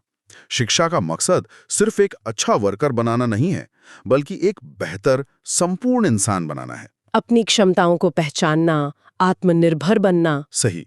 ये चारों स्तंभ मिलकर शिक्षा की एक पूरी तस्वीर बनाते हैं। तो इस पूरी यात्रा में हमने जॉमटियन से शुरुआत की, फिर E9, डाकार फ्रेमवर्क और आखिर में डेलोर्स कमीशन के 4 स्तंभों को समझा। हाँ, ये पूरा इंटरनेशनल सिनेरियो का एक स्नैपशॉट है। ये था NIOS 501 यूनिट 10 का कंप्लीट एक्सप्लेनेशन। अगर वीडियो हेल्पफुल लगी हो तो लाइक और शेयर जरूर करें। नेक्स्ट क्लास में मिलते हैं।